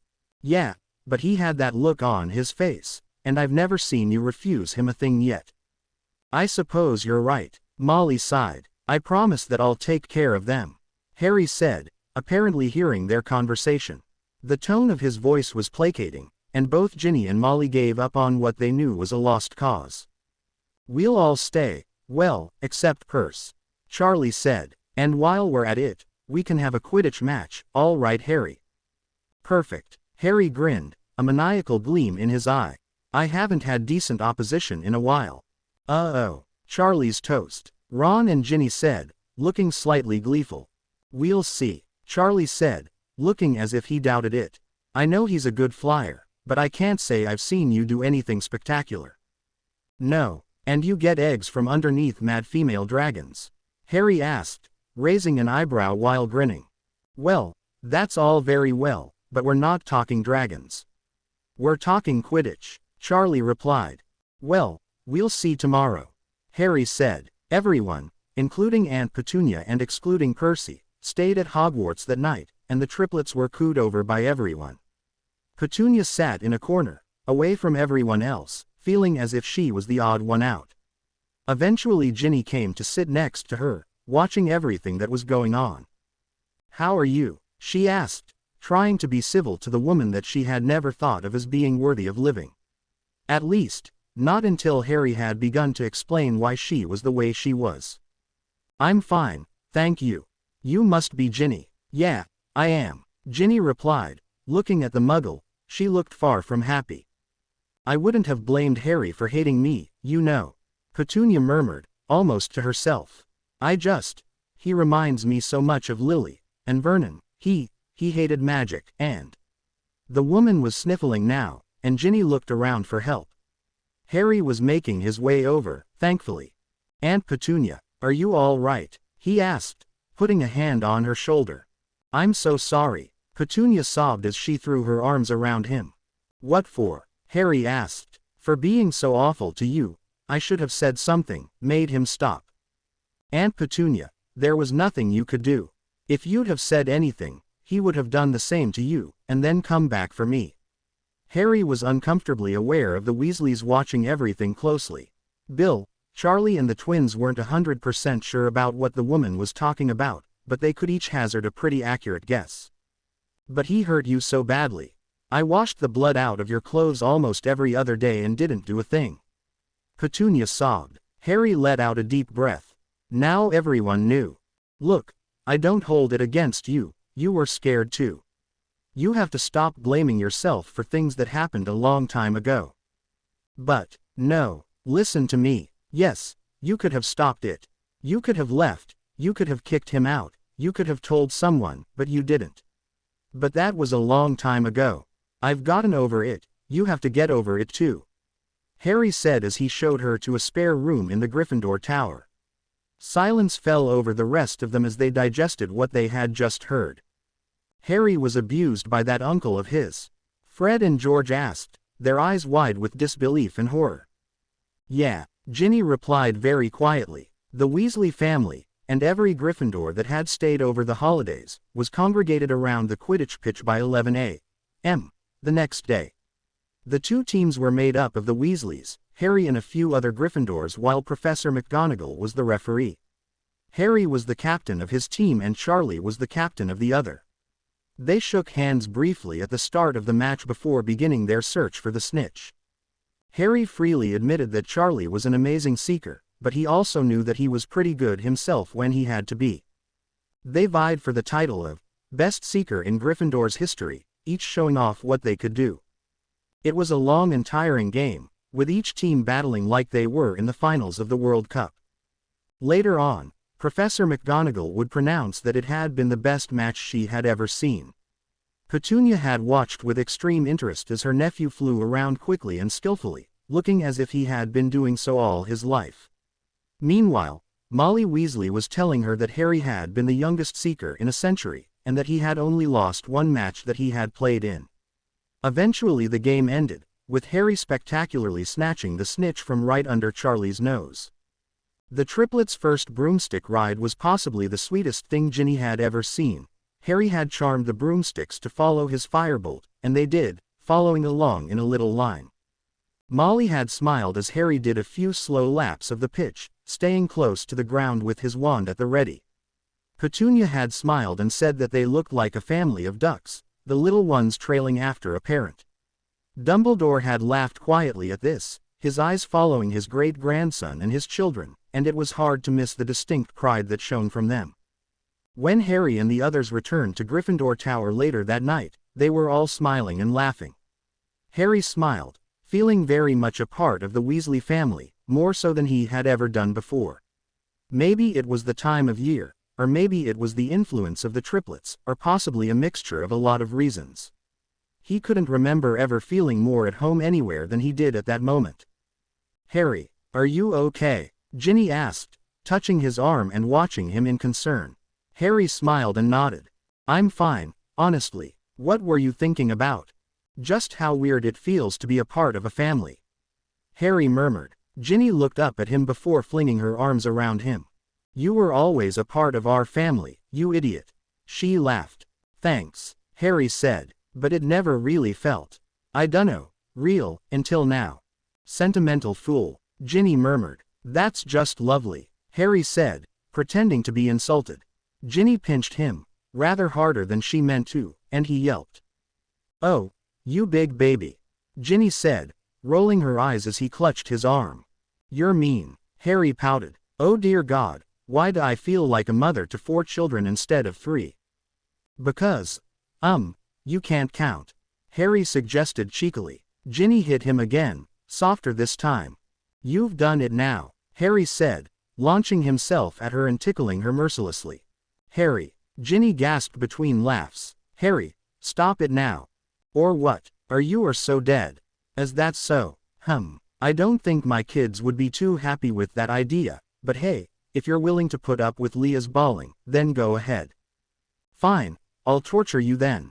You'll have to stop laughing first, Harry said wickedly, continuing his assault. Not fair, Ginny screamed, her arms flailing wildly and her legs kicking out. Ow, that hurt, Harry said, as she caught his arm. Harry, you're going to suffocate me, Ginny gasped, a bright shade of crimson. Maybe I'll have to resuscitate you the Muggle way, Harry murmured in her ear. She went even redder, having taken Muggle studies. Almost worth dying to see if you would. She bit back. Harry didn't even go slightly pink. Very annoying. I would, Harry promised, his eyes glittering with happiness. He seemed to remember where they were then, and his head snapped up. Every Weasley male was looking at him with a mixture of shock and suspicion on their face, except Mr. Weasley, who looked nothing short of delighted. We'll just be heading home, then, Molly said, trying, and failing, to hide a smile. Harry, get off, Ginny giggled, going a fetching shade of magenta as she realized that Harry was pinning her to the floor. Harry obediently stood up, looking like the cat that got the cream. Bye Mum, you should come and visit more often, I'm sure the headmaster wouldn't mind. She said, hugging her mum. We'll see, dear, we'll see, Molly said. She gave Harry a hug too, and whispered something in his ear. He grinned at her and nodded his agreement. Well, it was lovely to see you all.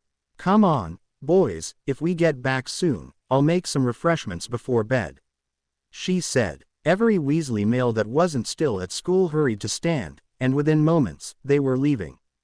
See you soon, Ginny called after them. After the Weasleys had left, Harry went up to his room. Ginny stared after him, wondering what on earth was going on. He had just been flirting with her and now he was disappearing. She looked down at her bracelet as it gave a small jolt. I'm going to see if the triplets are okay, she said to Ron and Hermione before going to Harry's room. Hey Harry, can I come in? Ginny asked at the door. Sure, you don't usually ask. Oh shut it you, Ginny said, sticking her tongue out at him. He was still grinning as he saw to the triplets. Are you feeling all right? She asked suspiciously. Me, I feel fine. Stop looking at me like that, I haven't had anything alcoholic tonight at all.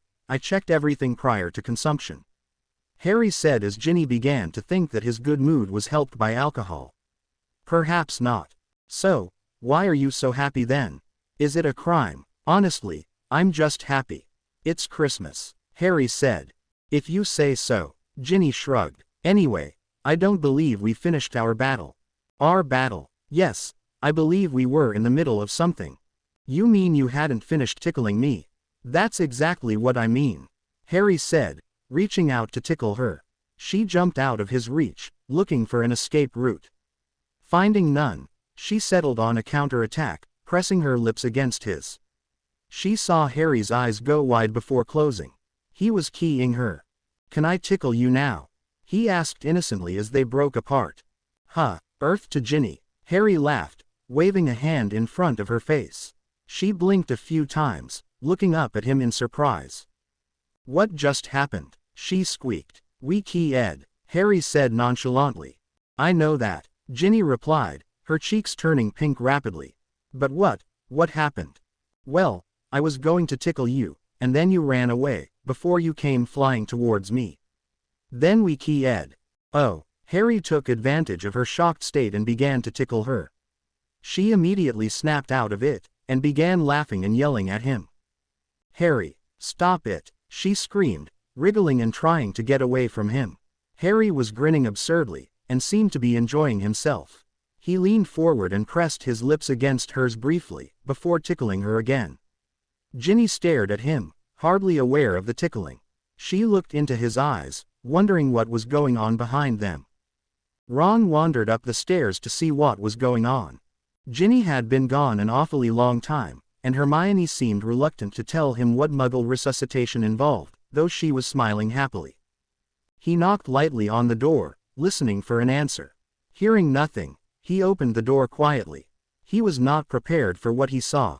Harry and Ginny were standing in the middle of the room snogging. He closed the door lightly, his eyes wide with surprise. His best friend was snogging his little sister. In his room. He gulped and left them alone. Harry knew better than to hurt Ginny. Well, Hermione asked impatiently. Well, if Ginny wasn't breathing before, she will be when Harry's finished. Ron said smugly. He did know something about Muggles after all. Excuse me, Hermione spluttered. They're snogging. Ron said simply.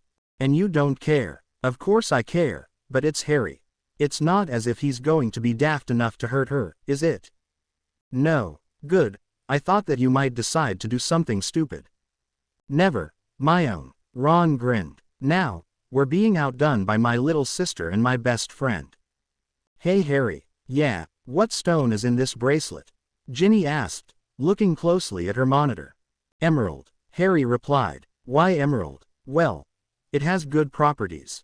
Besides, it's green. I thought you liked the color of my eyes. I do, but what are the properties of emerald then? Harry grinned at her, his eyes twinkling, exactly the way Dumbledore's did. I'm not going to tell you, he said. Why not? I don't feel like it. Anyway, the crystal is what focuses the power. What crystal do you have in yours then? Ginny asked, holding his wrist so that she could look closely at his monitor. I have a few. First of all, agate, Harry said, pointing to the first gem inlaid into the bracelet. Then there's emerald, obsidian and finally smoky quartz. You lied then, Ginny murmured, watching Harry's face. About what? Making the bracelets from scratch. No I didn't, I made the stones too. How is that possible? I'm not too sure, actually. I've never read anything about people being able to create gemstones, but I can. I found that out by accident when I was making my monitor. You make the stones too. What do yours stand for? Well, the agate is for courage, it helps to discover the truth and accept fate. It also helps to strengthen the body and mind. Emerald, I'm still not going to tell you.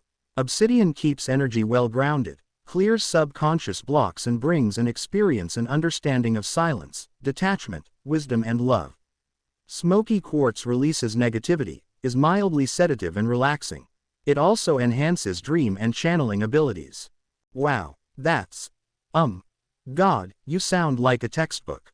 Oh no, Harry said in mock distress, before grinning at her.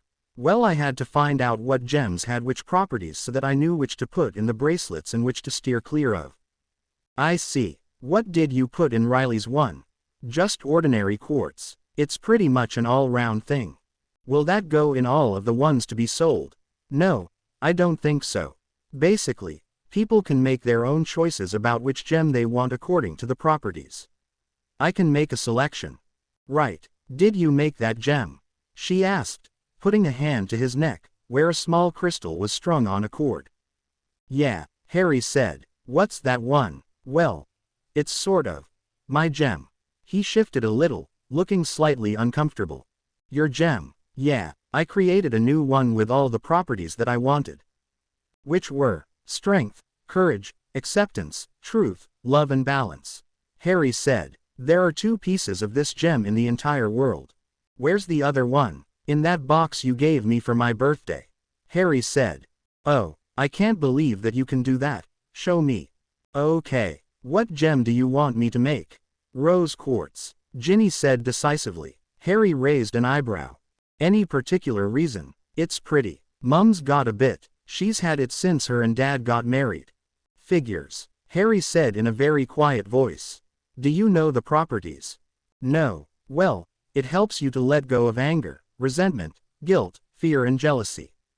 It eases emotional imbalances. It also increases fertility, Harry said. Ginny cringed and blushed. Okay, she said. Harry sat cross-legged on his bed and pulled his wand. He went silent for over 5 minutes with his eyes closed, and his wand pointed out in front of his before anything happened. It was very subtle at first, just a small pinprick of light that grew brighter and larger with every passing moment.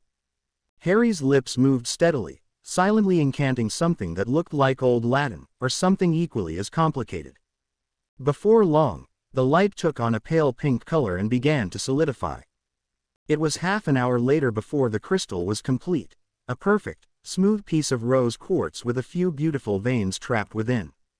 Harry opened his eyes and picked it up, blowing on it to cool it before placing his wand to it. He muttered something quickly and quietly, before reaching for something from his trunk. He pulled out a long gold chain and placed it next to the crystal. Then he proceeded to attach the chain to the crystal, looking at it critically. There you go. One rose quartz pendant. Thanks, Harry. Did you make everyone's Christmas presents? Ginny asked, remembering how everyone seemed to get something made out of crystal. Ron got a small carved lion, while Hermione got a little unicorn, similar to the one Bill had given Ginny, while she herself had received a beautiful owl, carved from lavender jade. Yeah, well, I made the crystal. I sent it to a jeweler to get it carved. Harry shrugged. You didn't need to get us another present as well, you know. Why not? I like buying people presents, something useful to spend my money on. It's not as if I haven't got enough of it, Harry said lightly. Ginny had seen his vault and gringotts, as well as some of the articles in Witch Weekly, and knew that Harry had more money than he would ever likely need. Apparently he was one of the richest wizards in the world, after inheriting a fortune from his parents, most of which had only appeared after his 16th birthday. Not to mention the money left to him by Sirius, a house in Hogsmeade that was apparently left to Sirius by some distant relative, and the money that the ministry had given Harry as compensation not only for Sirius' imprisonment, but also for the lies they had printed in the newspapers about him. Ginny smiled and shook her head. Harry would always go overboard on everything for his friends and family because he loved and valued them all so much. He didn't care about money, and probably never would. The Christmas holidays passed much too quickly for anyone's liking, and the NEWTs were growing closer and closer. All of the 7th years seemed to spend most of their time either doing homework or studying, and Harry was no exception. Ginny would often go up to his room to find him at his desk, scribbling away at something, with Leah cradled in one arm. She watched for a few minutes, smiling at how only Harry would be able to make such a scene look cute. Then she crept away, not wanting to disturb him. Harry himself was starting to feel the pressure of all the work, but he knew that it would be over soon, and that thought kept him going through everything that the teachers threw at them, including the mountains of homework. Not only that, but as head boy, people came to him to help with their problems. Not that he minded, but he did have rather a lot of problems himself. Andy fell ill halfway through January, and Harry spent a few sleepless nights down in the hospital wing, taking it in turns with Ginny to sit with him. A few others visited too, including Remus, who seemed very happy to see Harry and Ginny's joined hands. So between Andy getting ill, the homework that was mounting up, revision for the NEWTs and the growing demand for the bracelets, January passed in a flash. It was midway through February before Harry felt something that made his blood run cold, his scar prickled painfully. Harry cursed softly under his breath, hating Voldemort with all his being. He looked out of the window, emptying his mind of everything that Voldemort may use against him, leaving only a few harmless thoughts, mostly of the ghastly amount of work that they were doing. He could feel Voldemort rifling through what was left, and quietly did what Voldemort would least expect, turn the spell around on him. Voldemort wouldn't notice, being so intent on finding something useful. Harry felt a surge of hatred in his scar, not sure whether it belonged to him or to Voldemort. Either way, he didn't have much time. He drew away 5 minutes later, clutching his scar, which was now so sore that he could hardly see past the pain. "Harry, are you okay?" Ginny asked from behind him. His vision cleared and he saw her pale, scared face. "Fine. Well, Voldemort's just tried to flush out my brain, with little success." "Oh, don't worry about it. The only thing he found out was that the Newt Year is a killer. But he'll probably have known that anyway." Harry shrugged. "Doesn't that mean that he'll know when to attack you?" "Yeah, well, he'll know that I've been incredibly busy with work, so he'll assume that I haven't thought much about him. He likes to assume things, Voldemort, and it's been his downfall once. It will be his downfall again. Why, it just will be. I know when he's going to attack. I've known for a while now, but Voldemort still believes that I'm stupid enough not to plan." "You have planned." "Of course I've planned," Harry said with a smile. "Now, let's get off of this horrible topic and onto something happier." "What would you suggest, Mr. Potter?" Ginny asked, only too happy to get off of the subject of Voldemort. "Okay people, we know that I haven't updated in ages. I am really very sorry. Blame it all on my teachers, especially the evil maths teacher. Grr, don't even get me started on that. Anyways, I'll try to keep up with the updates, but with loads of homework piling up on top of me and prelim exams coming up, they might be rather slow in getting here. Having said all of that, I will let you get on with the next chapter." Snape sneered over at Potter, perfect Potter. It made him want to gag. All everyone ever talked about these days was Potter and his snotty little children. Little clones of him. It was bad enough teaching one generation of Potters, he thought to himself, a second would seriously damage his health, not to mention the fact that they were half Weasley, and that could only mean more trouble. He saw Harry murmur something from the corner of his mouth, a grin tugging at his mouth. "Potter, I thought you would have realized by now that I do not appreciate you talking in my class," he roared. Harry looked up at him, with barely masked hate. "Sorry sir," he said, looking about as sorry as Snape felt. "I would have thought that you of all people would have learned not to talk back. Didn't your uncle teach you that?" There was a soft gasp from Granger, who was sitting between Potter and Weasley. She had gone pale, while Potter looked as if he was ready to pull his wand. Surprised muttering filled the room, and Snape smirked. "Oh, you didn't tell anyone. You mean that you didn't want to brag about how you lived through 8 years of beatings from your muggle uncle?" He sneered. Everyone in the class felt the tension in the room as Harry rose to his feet. "Funnily enough, I didn't feel it was something to brag about, sir." He spat, his face white with rage. "His uncle beat him," several Gryffindors murmured, looking shocked. Harry was shaking now, and was ready to hex Snape into the next universe. "Was it worth it? Did you get your little buzz? Let's see how we can make a fool of Potter today." Harry was right in front of Snape now, looking down at him. "You know nothing about it," he hissed, before storming out, taking the door off its hinges as he did so. Frantic whispers filled the dungeon for a moment, as Snape stood immobile, knowing that he had gone too far. "Silence," he yelled. "Granger, tell Mr. Potter that he will have detention tomorrow night." The girl's eyes were full of tears and rage, and he suspected that Gryffindor Tower would be buzzing with hatred for him that night. "Tell him yourself," she spat angrily. "I hope he draws his wand when you do, you foul, pathetic excuse for a human being. You had no right to do that," she said, following Potter's route from the classroom. Everyone, including Snape, was stunned. No one had expected the know-it-all SWAT to come out with an outburst like that. The school buzzed with the news of Harry's being beaten, but no one, except the Slytherins, seemed to enjoy the news. Harry tried to stay out of the way, with the exception of Quidditch matches, where he felt an increased need to prove himself. He had always been the boy who lived, now he was the boy who lived and was beaten by his uncle. It was the last thing he needed, and told his grandfather so.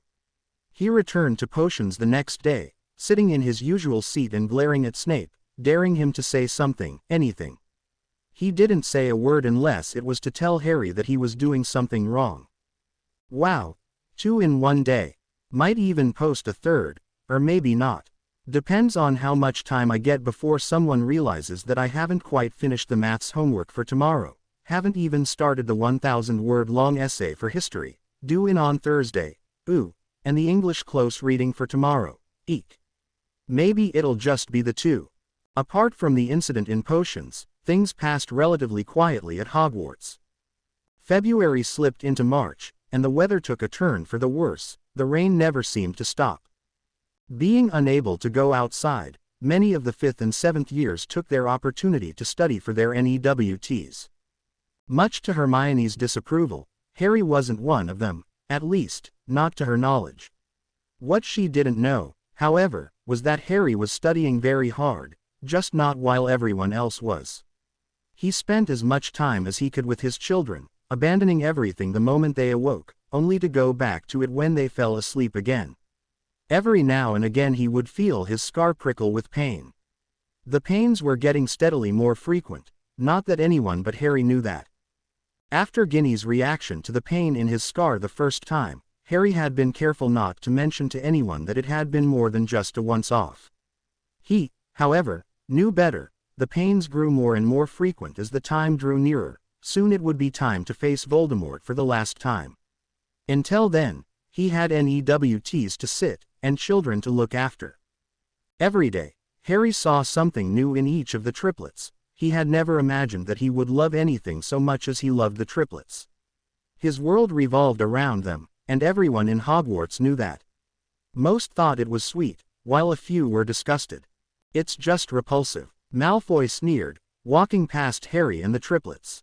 You do have to feel sorry for them though. Potty for a dad and Weaselette for a mother. They're going to be lucky to see their first birthday. Harry's eyes narrowed and he turned to the other boy, who hadn't noticed him. You, Malfoy, would do well to remember that your daddy isn't here. Insult my children again and you'll regret it, he warned in a low and dangerous voice. Harry, Hermione hissed, not wanting him to get into trouble. 20 points from Slytherin for those remarks, and a further 10 for being cheeky to the head boy. Harry said, watching as Malfoy's eyes narrowed and he stalked off. The NEWTs began on the 1st of May, and went on for 4 weeks. Their first newt was the charms theory, held on the 2nd. Harry was quite confident that this wouldn't be too much of a problem, not after all of the research that he had done in the past year. He wasn't overly confident, but confident enough to keep his head and not panic, like Neville was doing. The theory test lasted for 3 hours, and definitely lived up to the name of nastily exhausting. Harry had been right to think that it wasn't incredibly difficult, but it wasn't easy either. After 3 hours, they all walked out of the Great Hall, where the tests were being held, and collapsed down in the common room. That was awful, Ron groaned. Well, you might have studied a little more. Hermione scolded her boyfriend. She did tend to agree with him, though she would never admit it. Harry shrugged, leaning back on the sofa and closing his eyes. Moments later, however, he opened them again and went to see the triplets. Hermione and Ron watched him go silently. He seems different, Hermione mused with a frown. I know, it's almost as if, well, he doesn't want to know anymore. I wonder what's going on. Something's definitely odd. You don't think that? Well, we haven't done anything to upset him, have we? Not as far as I'm aware, Ron. I think he's distancing himself. But why? Because he wants to protect us. Hermione muttered, looking up at the staircase, where he had disappeared. That's stupid, Ron said softly, though he knew that Hermione was telling the truth. I know, Hermione sighed. Harry lay down on his bed, all 3 of the triplets beside him. He hadn't told anyone, but he had had a dream the previous night, only this time, it wasn't because of his link with Voldemort. No, this one had not caused him any pain whatsoever, just a cold, detached feeling. The war would be over within the next month. Harry sighed deeply and closed his eyes, allowing himself to forget, to disappear into a world where only he and his children existed. Just for a little while. Once again, he knew the feeling of sheer determination. His children, little Eleanor, Samuel and Andrew, deserved a happy life, without the threat of Voldemort. But after Voldemort, surely another would come, another one hungry for power and willing to do anything to get it. Still, no matter what, he would fight. He would fight for the peace that he had never known, and which he wanted to wrap his children up in, peace. "I love you all so much," he murmured to the sleeping children, marveling at how much they had grown and how much they looked like him. Andy yawned, his little pink tongue sticking out of his mouth, and Harry smiled. Nothing could take away his memories of them. And he would have many more. He would see this through and come out of it alive. He had to. Harry closed his eyes once again and drifted to sleep. After the theory part of charms came the practical test. Then they had a few days to recover before their next newt, potions. Harry knew that this was one that he needed to pass. Especially if he wanted to join the Aurors. He had spent a lot of time revising and was fairly confident, despite that fact that Snape kept sneering at him as if to say that he was sure to fail. Harry simply ignored the potions master, concentrating on the task ahead. A few days later it was the Care of Magical Creatures exam, then divination, transfiguration and finally defense against the dark arts. That was one exam that Harry had no problem in. Much to the surprise of Ron and Hermione, he had won his duel against Professor Lupin with no problem at all, despite the fact that he never seemed to practice. Harry, seeing their shocked and confused looks, smiled ruefully. He had been training for what seemed like forever without anyone else knowing. Not Ron, not Hermione, not Lupin and not even Dumbledore. "Harry, are you all right?" Albus Dumbledore asked mildly, watching his great-grandson with concern all over his face. Harry looked at him, returning the X-ray gaze that he seemed to have inherited. "I'm fine," he said, knowing it not to be a total lie. "Was there something you wanted to talk to me about? As a matter of fact, Remus tells me that you beat him quite spectacularly in your duel earlier." Harry shrugged casually, knowing that it would scare his grandfather if he knew that Harry had barely scraped the surface of his memory to win that duel with relative ease. "I suppose I did, Harry. He also mentioned that you used some quite obscure and powerful spells." Once again, Harry shrugged nonchalantly. "I suppose I did, Harry. Is there anything you'd like to tell me about? You want to know where I learned those spells?" Harry stated. "Well, yes, I do. I'm sorry, but I'm not ready to tell you. I will tell you this though. You'd be surprised how much people can learn without attracting anyone's notice when they need to." Harry smiled briefly before getting up and leaving without another word, leaving behind a very stunned and slightly fearful headmaster. "I'm sorry, but I'm not ready to tell you. I will tell you this though. You'd be surprised how much people can learn without attracting anyone's notice when they need to." Harry smiled briefly before getting up and leaving without another word, leaving behind a very stunned and slightly fearful headmaster. The end of the NEWTs came as a relief to every 7th year at Hogwarts, everyone except Harry Potter, that was. Harry knew that every day that passed brought him closer to the eventual battle that would take place between him and Voldemort, one of the most feared dark wizard of all time. He also knew that either him or Voldemort wouldn't survive this last battle. So he wasn't particularly pleased that the summer holidays were approaching at a great speed, and even less pleased that he was almost continually bothered by his scar. Harry sat on his bed, watching Ginny playing with the triplets. She was grinning as they burbled at her, little grins lighting their faces. He turned away to look out of the window as his scar seared with pain, and he fought to keep the grimace of pain from his face. He seemed to succeed, and closed his eyes as Voldemort tried to violate his mind. He felt the other wizard rifling through his memories, and slowly slipped into the dark abyss that was Voldemort's mind. The other wizard, too foolish to presume that his own weapon may be used against him, left his mind open to Harry. In Voldemort's mind, Harry shuddered forcefully, feeling Voldemort's vicious pleasure when he killed yet another innocent. Anger pulsed through Harry like a poison, and Harry knew that he had just surprised Voldemort by seemingly getting angry over something and nothing. Harry received many thoughts that rushed through Voldemort's mind, including several about his sanity. As he pulled himself from the grungy depths of the evil mind, he allowed himself one thought that Voldemort would soon know. By the time all of this was over, Voldemort would wish that Harry was insane. That night seemed never-ending to Harry, as he lay in his bed, wide awake. He ran through everything he had learned that day. He had 2 days. Voldemort would attack Hogsmeade in just 2 days. Soon, it would be all over. He eventually gave up on any hope of sleep, and cast a spell to give his mind and body the rest it would need. He sat down between the window and the cradles of the triplets, who were sleeping peacefully. The crescent moon hung low in the sky, tinged at the edges with red. Blood on the moon, he murmured aloud. Yep, it's happening all right. The moon lit the grounds of the school with an eerie, pale light that made everything seem to glow. Nothing moved out in the grounds, though the silence was broken by the occasional hoot of an owl, or the rustling of the trees in the slight warm breeze. Harry opened the window wide and sat on the ledge, breathing deeply. He never noticed Ginny standing at the door of his room, having crept up silently. She knew that she was lucky to be trusted by Harry. If he hadn't trusted her, there would be no way that she could creep up on him, no matter how silent she had been. She watched as he stared out into the night, his face devoid of any emotion or expression. After a while she crept out again, closing the door behind her.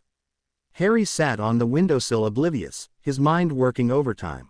When he climbed back into his room, Harry cast a silencing spell around the sleeping children, not wanting to disturb them as he trained. He shrank every bit of furniture in the room and created a large and empty space. He trained himself longer and harder than he had done before, still at it as the sun rose behind him. As he trained with his wand and his athame, he felt an immense sense of peace. This came naturally to him, as if he was born to be a warrior. Then he reminded himself that he was. At least he was if the prophecy was to be believed, which he was inclined to think that it was. He had just stopped training when Ron and Hermione walked in, taking in his rather ruffled appearance in the empty room. "What have you been doing?" Hermione asked, looking shocked. "Training," Harry replied simply. "Now, if you don't mind, I need to shower." "Is that a semi-polite way of saying, get out?" Hermione asked. "Not at all. Stay, by all means, but I'm off." Harry, true to his word, disappeared into the adjoining bathroom, leaving Ron and Hermione rather shocked. "What do you reckon he means by training?" Ron asked, somewhat nervously. "No idea," Hermione confessed, "but it probably has something to do with Voldemort." "Probably," Ron echoed, looking at his nephews and niece, who were all, miraculously, still fast asleep. 2 days later, at breakfast, the headmaster stood up and looked at the students sitting at their tables, having breakfast and eating happily. The chatter died down as people watched him with interest. "I am afraid that this morning something very grave has happened," Professor Dumbledore said seriously, watching as Ron and Hermione shared a fearful look with Ginny. "I regret to have to inform you that Voldemort and his forces have attacked Hogsmeade." "Oh. Not good. Please don't shout at me for the Cliffy. Is it my fault that I like them? I'll update as soon as I can, I swear. Oh, and Nomsy, sweetie, Harry, Ginny is so going to happen. By the way, I've lost count of the votes, but I know that I am way ahead of you. Tee-hee. Okay, I'm sorry about the wait for this chapter, homework again. Had lots to do, especially as I won't be here to do it over the weekend. I'm going down to Sheffield tomorrow for the BBL Trophy semifinals. Basketball, for those of you who haven't read my bio. So I'm in a very good mood. Let's go Rocks. I am afraid that this morning something very grave has happened," Professor Dumbledore said seriously, watching as Ron and Hermione shared a fearful look with Ginny. "I regret to have to inform you that Voldemort and his forces have attacked Hogsmeade." Ron sprinted into Harry's room, hoping to find his friend tending to his children. He quickly gave the password to the door and hurried in to find the room empty of any sign of Harry. On the large bed, he found something that made his heart drop to his feet. A single scrap of parchment containing only 2 words, "It's time." Ron stared at the parchment in horror. It was definitely Harry's handwriting, and it looked as if he had been remarkably calm while writing it. "Dobby," he yelled, hoping that the elf was nearby. "Mr. Weasley." Dobby came in, his face wet with tears. "He's gone," Ron whispered in disbelief. He had at least expected Harry to tell them face to face before leaving. Harry Potter sir wished Dobby to give his Weasley this. Dobby sobbed, handing Ron a letter. "Dear Ron, I know that when you read this, I'll be gone. I know that I should have said something, rather than just leaving, but I really hate goodbyes. It's going to be so hard to leave. My entire life has been in the castle, with you guys. Now I have to leave all of you, and my home. I hate the thought, but it's something I have to do. I can't fail this time, Ron. It's him, or me, and if he wins, there will be the world to pay. I have too much of a conscience to let that happen. I'm coming back, because I have a life to lead now, and Voldemort won't ruin that for me. Still, I have a will if anything does happen. Rather weird, isn't it? A 17-year-old having a will. I've had it for a year or two now, although the Ministry revelation kinda changed things a bit. I hope to God, Merlin, or whoever, that you don't need it, but even I'm not fool enough to assume that Voldemort will work to my plans. Yes, Ron, plans. See, I am capable of strategy, even if you do beat me at chess every single damn time. I can imagine you looking terrified now. The fate of the world resting on Harry's strategy. Well, I have plan A backup plan, another few backup plans, and, oh yeah, another backup plan. I've been planning this for over a year. I don't think our chess games have ever lasted an hour, let alone a year. Anyway, back to the point, I cannot play chess to save myself, but planning to duel Voldemort comes very easily to me. I've got to go now, Ron. We'll play another game when I get back. Maybe I can keep you playing for a while before you trash me again. See you in a while. Harry. Ron was crying. He knew he was, but he couldn't do anything about it. This was all so unfair. Harry shouldn't have to be the one to fight Voldemort, not at 17. He folded the letter and put it in his pocket, standing beside the cots. You all don't know how lucky you are to have your daddy. He murmured. Maybe one day he'll tell you all about our adventures. Ron sniffed, looking out of the window and wondering where his best friend was. Ginny sat bolt upright in the great hall, her eyes wide with terror as she realized that someone was missing from the breakfast table. Harry. She scampered from the room, and ran up to Harry's, barely aware that Hermione was following her.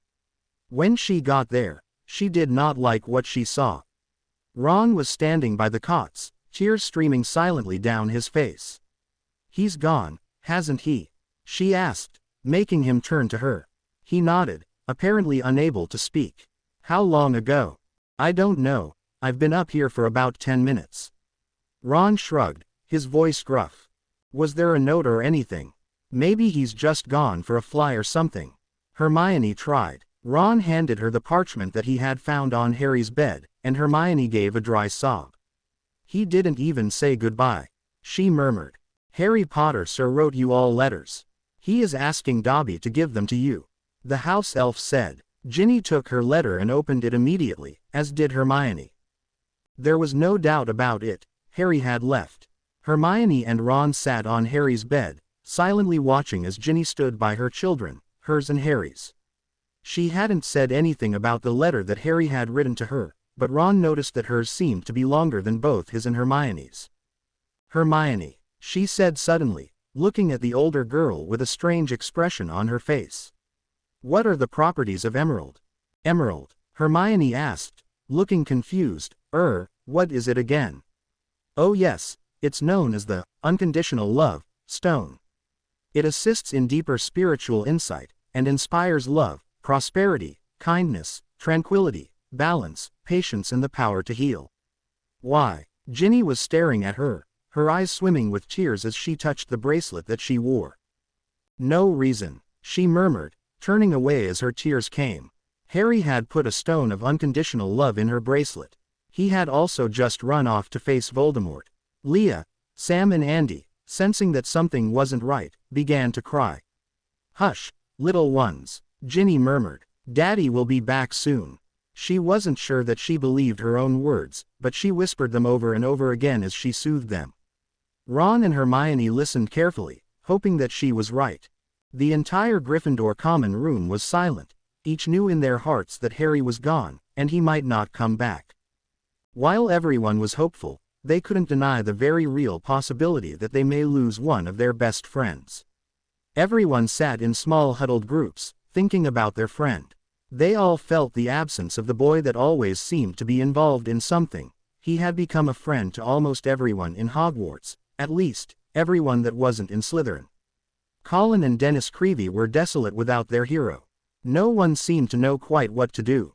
Albus Dumbledore knew that his grandson had finally gone to meet his destiny. He had been one of the only people to see the young man slip from the castle before dawn that morning.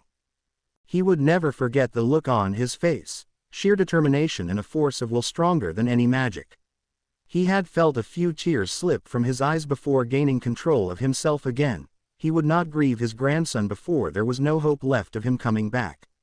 Harry would do everything in his power to return to Hogwarts. He sighed and headed down to dinner. The rest of the school would expect him to be there. The din in the Great Hall subsided as the headmaster walked in. Gryffindor table was silent and subdued, and it seemed that the news of Harry's leaving had spread rapidly. Albus felt his anger flare as several Slytherins smirked at each other.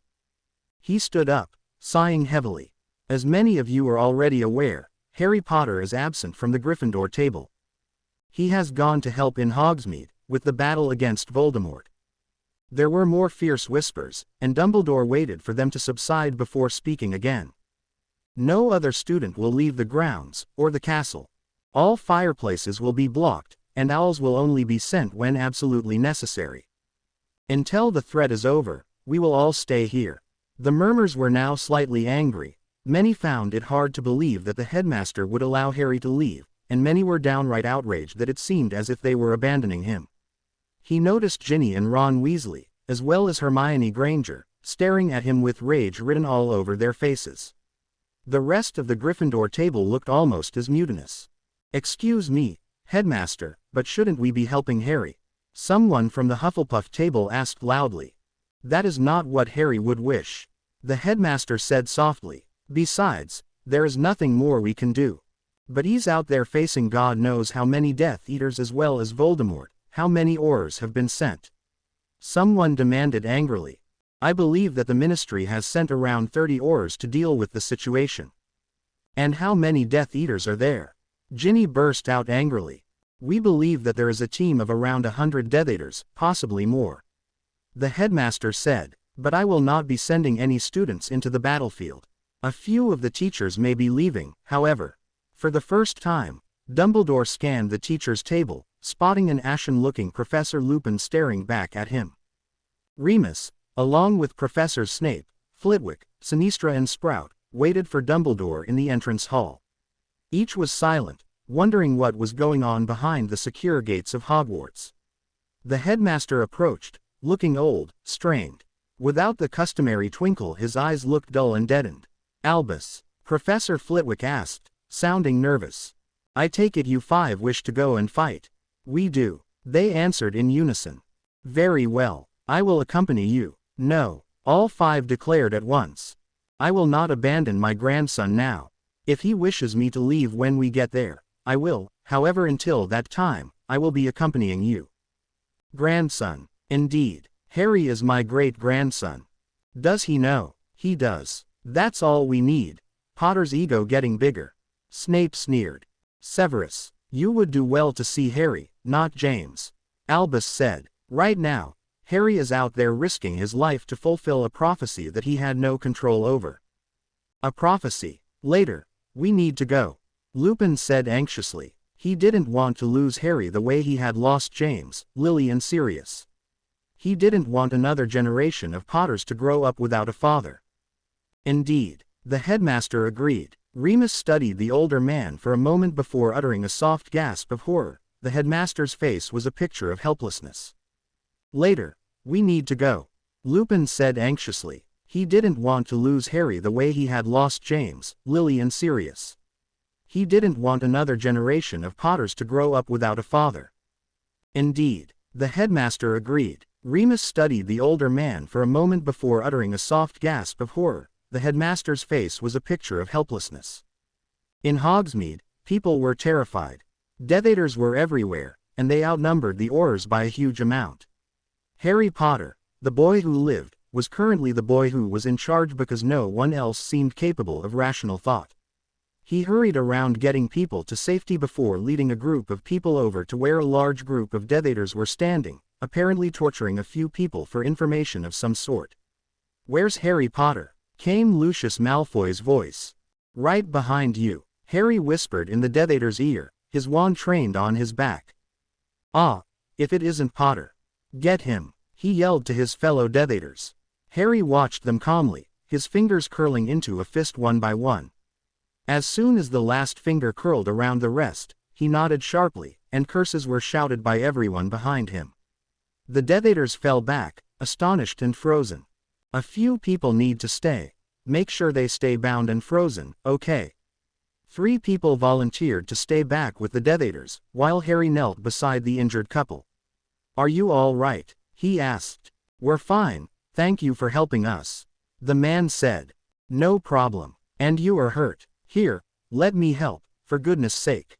"We're fine, really," the couple insisted, "but we have to find our little girl." "Little girl?" Harry asked, his thoughts snapping on to the triplets, safely tucked up in Hogwarts. "Yes, she's about this high, with dark hair and olive eyes. Her name's Shannon," the woman said, gesturing with her hands. Harry nodded, quickly taking in the surrounding area. "We'll find her, don't worry. But let me patch you up first," he said, knowing that the parents would be little use to their daughter if they passed out from blood loss, or worse.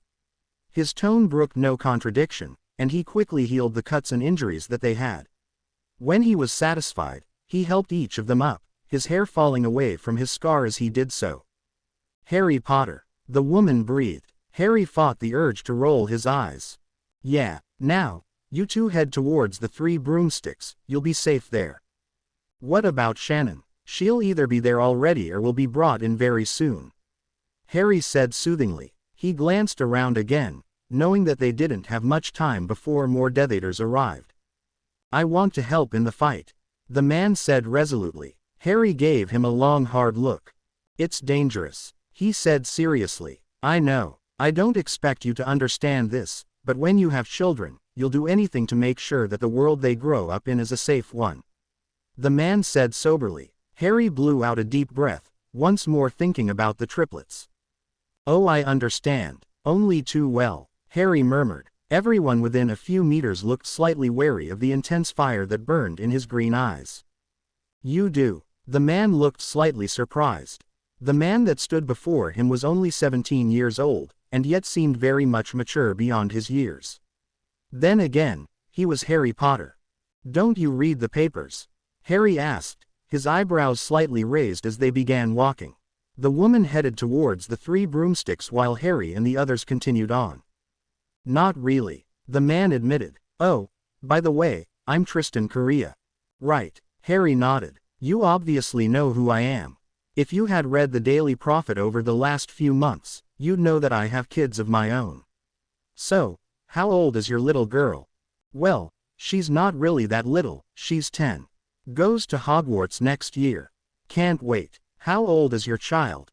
"Triplets, actually. They'll be a year old at the end of June." Harry smiled a little. "Oh yes, I remember something of the rumors now." Tristan nodded. Harry stopped suddenly, throwing out an arm to stop the others. Everyone hushed immediately as he looked around, listening and watching intently.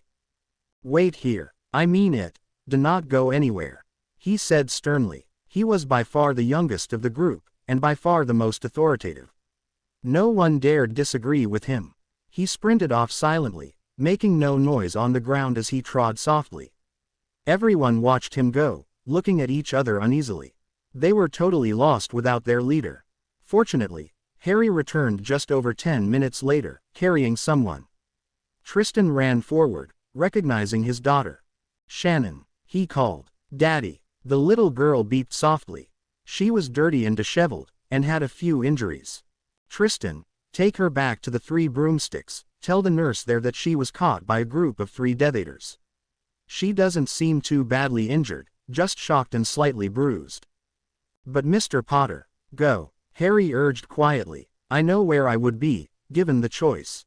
"Thank you, Mr. Potter," the man replied, taking his daughter from his arms.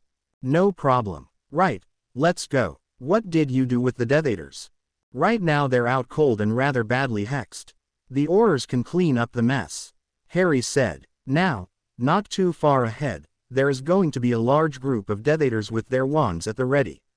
They're waiting for us. We need to be ready for their attacks. I'm guessing they'll mainly use Imperius and Cruciatus. They'll want to cause us to turn on each other, and to cause a lot of pain. Harry said. Won't they use Avada Kedavra? One man wanted to ask. No. Death Eaters play with people before killing them. Harry said, careful not to use the word victim. Besides, I'm far too important to Voldemort to be killed by any of his cronies. He wants that job for himself. Harry smiled grimly. I suggest we use small hexes like jelly legs and such. They'll expect stunners, and will be waiting to block them. Small curses can be just as effective.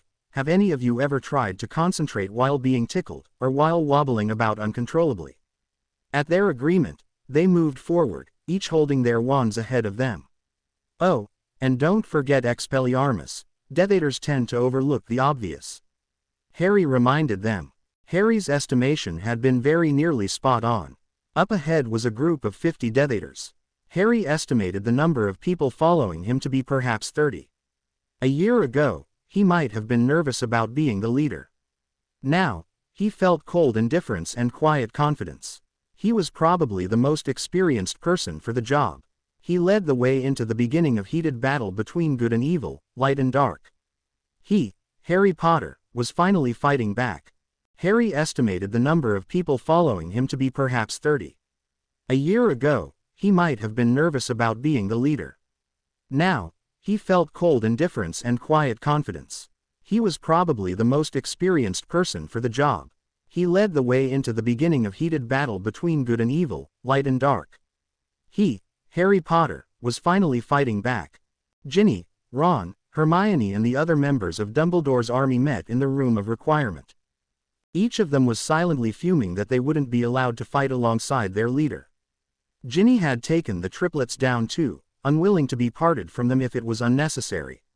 Everyone sat in tense and nervous silence. What we need is a means of seeing what is going on in Hogsmeade. Ginny thought. Moments later, there was a large pop and several screens appeared around the walls. Apparently she had not been the only one to think that thought. Ginny had never seen Harry look so in charge before. It was slightly disconcerting at how natural it seemed to him. No one disputed any orders he gave, and no one dared defy him. Instead, he gave people a confidence that they would rarely have in such situations. He had the ability to lead, and to give hope and assurance. The man on the screen was a far cry from the child that had been so badly abused by his so-called uncle, and Ginny knew that his hellish childhood would only increase his survival instincts. Hermione and Ron could only watch as their closest friend led the people of Hogsmeade towards battle. They had never seen him look so mature or so commanding as he did then. The other people reacted in a variety of ways, with everything from surprise, to awe, to relief that someone knew what had to be done, and trust in his orders. It didn't seem to occur to anyone to dispute his orders. For once, it seemed that his fame was a blessing. Many people in the DA were awed by what they saw on the screen. Few of them had seen Harry leading others such as he was doing at that moment. His lead was usually subtle. But subtle wasn't any use in battle, and Harry was apparently a very natural leader in such situations. It frightened the majority to know that the man on the screen, taking responsibility for everyone following him, was only 17. He had matured beyond his years, and was a stranger to most of them. They had never seen Harry fight before, except for the scuffles with Malfoy, which could hardly be called fighting, and it was all very new and strange. To Ron and Hermione, it was torture, having to watch their best friend fight without them. Ginny turned from the screen, her anger at the headmaster rising. How could he make them stay when their friend was out there, fighting a battle with strangers? How could he not let them help his own grandson? What had the DA been all about? Was it just a way of keeping them all busy while Dumbledore went about his own business? Icy cold anger seeped through her, and she finally knew how Harry had felt for so long. The helplessness was like poison. They were imprisoned in Hogwarts, useless and upset. This is ridiculous. Someone burst out angrily. We should be out there with him. That's the purpose of the DA, is it not? How can he say that Harry wouldn't want us out there fighting? How does he know? Another person added. Ginny sighed. Unfortunately, she couldn't disagree with the headmaster on that point. If it was up to Harry, he would face everyone and everything alone. Of course he wouldn't want us out there. But that doesn't necessarily mean that he wouldn't have let us go. Hermione said, her cheeks flushed with anger and frustration. Harry wouldn't want anyone out there. Ron clarified, but he knows that people will fight alongside him, no matter what. I just wish we could be there.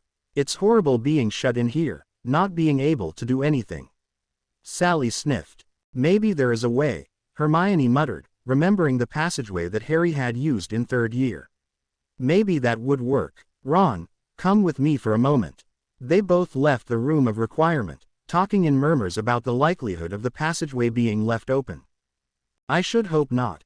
If it is, then Death Eaters could use it. We know that Wormtail knew about it. There's no reason for us to believe that he won't have told Voldemort.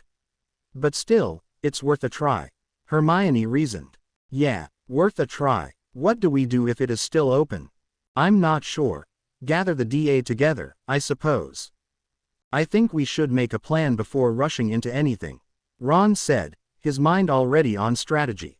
Hermione nodded resolutely as they came to a halt beside the one-eyed witch. Descendium, Hermione muttered, tapping it with her wand. A slip of parchment appeared, taped to the statue. It was Harry's handwriting. Sorry Hermione, not today. The passage is locked up, as are all the others leading to Hogsmeade. I decided, in a moment of either genius or sheer stupidity, you can choose which, that if people couldn't leave through the tunnel, then people couldn't use the tunnel to get in. Don't worry about me, I know you are. Just do me a favor and keep an eye on the triplets. Hermione and Ron read the note in utter amazement. How had he done that? Eventually they headed back to the room of requirement, where everyone seemed to be waiting anxiously, and making a lot of noise while doing so. Sorry, Harry blocked the passage, Hermione said quietly. He blocked the passage, to stop us leaving, Neville squeaked in surprise. No, he blocked it to stop the Death Eaters getting in, more likely. We know that at least one Death Eater knows about that tunnel, so Voldemort will know. Not necessarily, Hannah argued. Believe me, this Death Eater would have told Voldemort. Rat through and through, Ron snarled. You know him then. Yeah, Ron said shortly. Anyway, the tunnel is blocked, so unless we can break through, we're not leaving through it. How likely is that? Breaking through whatever seal Harry's put on it? Michael Corner asked, looking interested. Next to no chance at all. Ginny murmured. Harry doesn't take chances with things like this. Yeah, but there's bound to be a flaw somewhere. I know he's Harry Potter, the boy who lived in everything, but he's not perfect. No, he's not, but he wouldn't risk the lives of the students.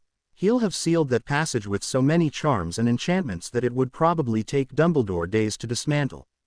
Ginny replied heatedly. You don't know that. There'll be flaws. I reckon a few of us should go and check it out. Oh, for goodness sake. Fine. Waste your time. Ginny, you go with him. Ron and I can look after the triplets, just be careful. Hannah, you and Sally go too. And any others who don't trust us and Harry. Hermione said snappishly. Very few people left, and Ginny looked very unhappy about it. Ginny, being the only one of the group who knew where the tunnel was, led the others to it quickly. She stood back and watched as Michael drew his wand, muttering a revealing spell. Everyone gasped as a blue-white light spread over the entire statue. Wow, Ginny mumbled. She recognized that it was Harry's magical signature, though how, she couldn't really explain. Ah, see, I was right. Michael said with a smirk. There are hundreds of flaws in this. It isn't even a real spell. Why don't you break it already, then?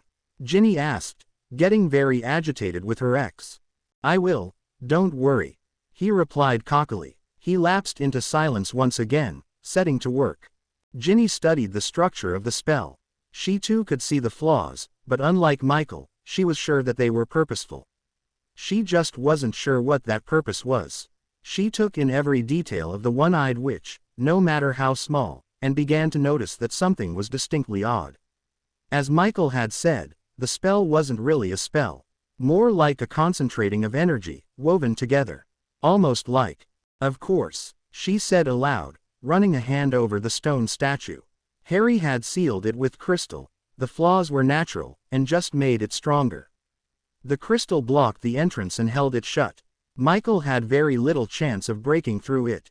What? Michael asked, now looking slightly aggravated. You'll never break through it, Ginny said, knowing that it would be impossible to break for anyone but Harry. Why not? Michael huffed. Because it isn't a spell. Really quite smart of him. No one can break this but Harry. Voldemort himself could try and not succeed.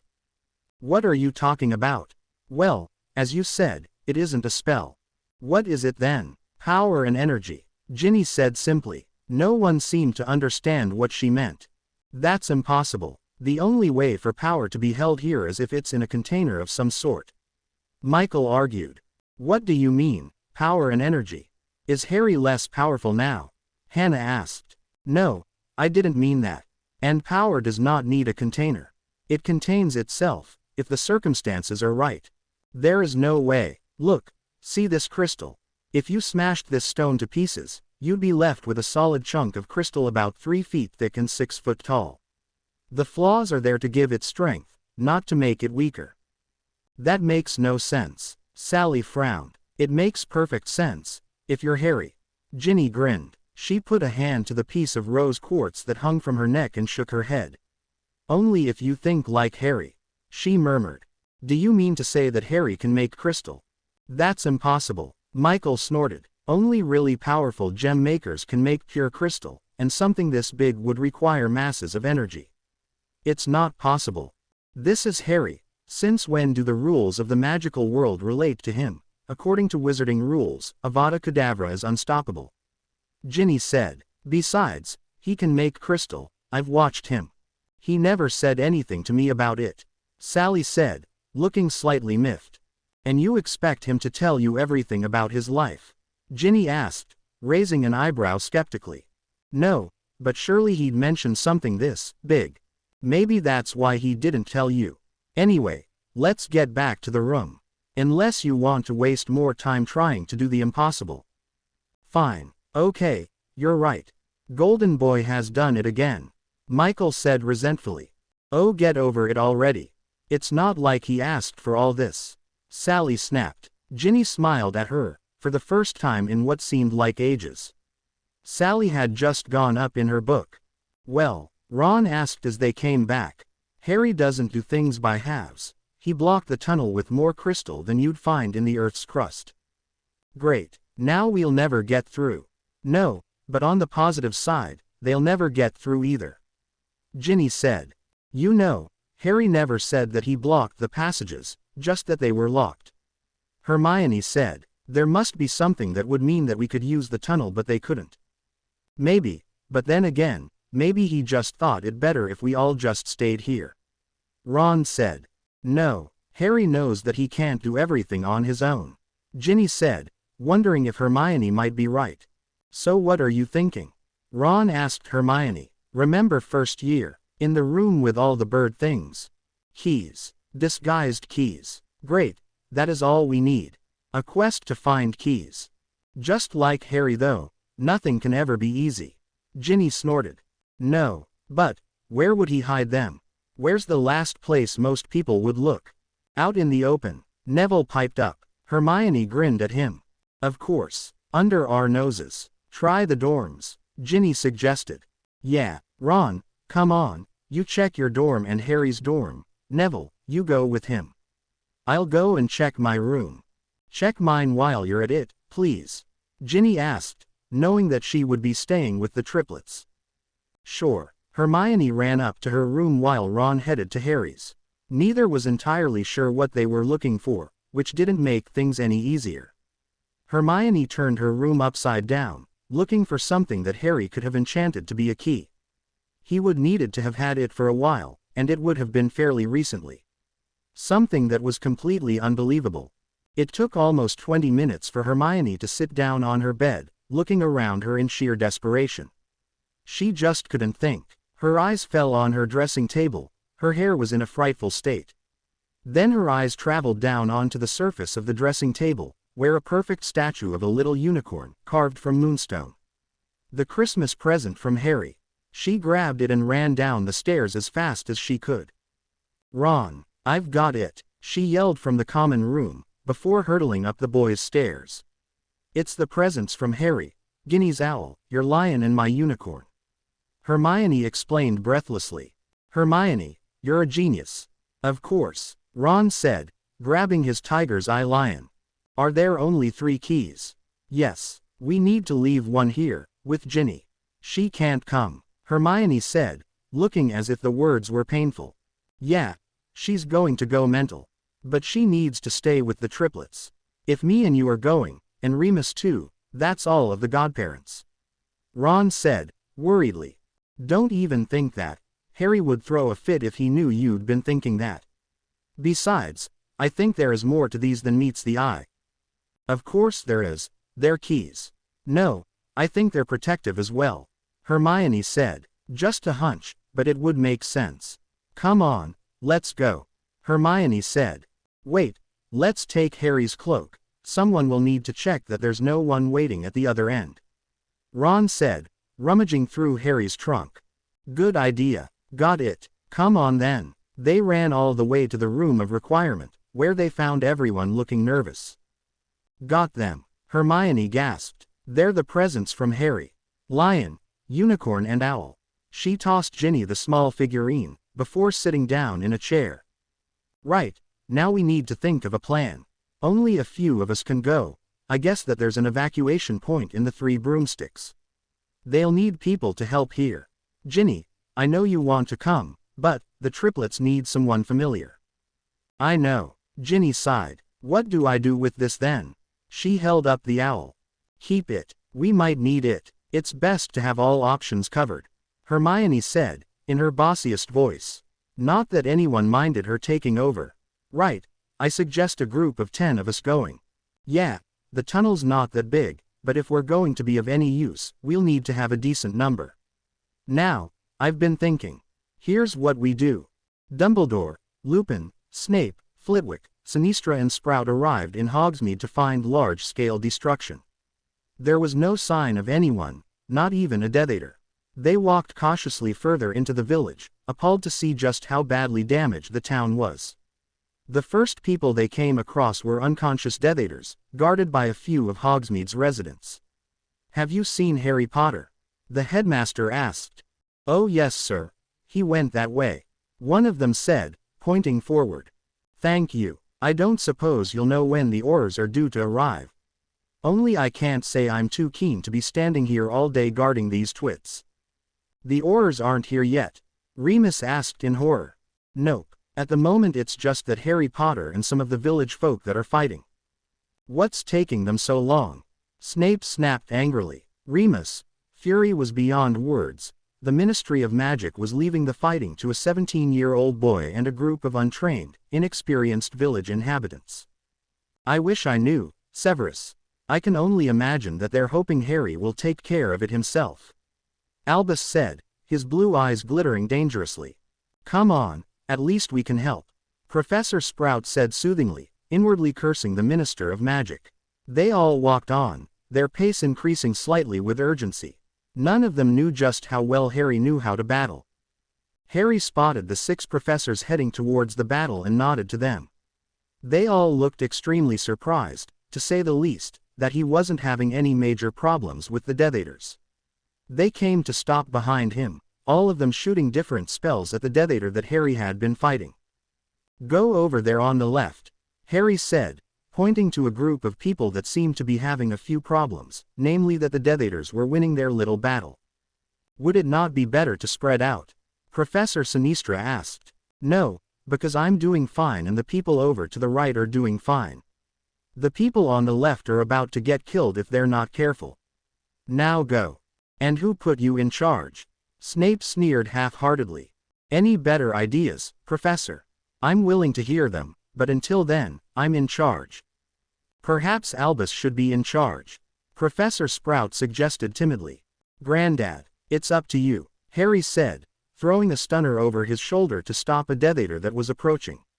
He held a sword out to Dumbledore, who was busy studying his grandson's determined face.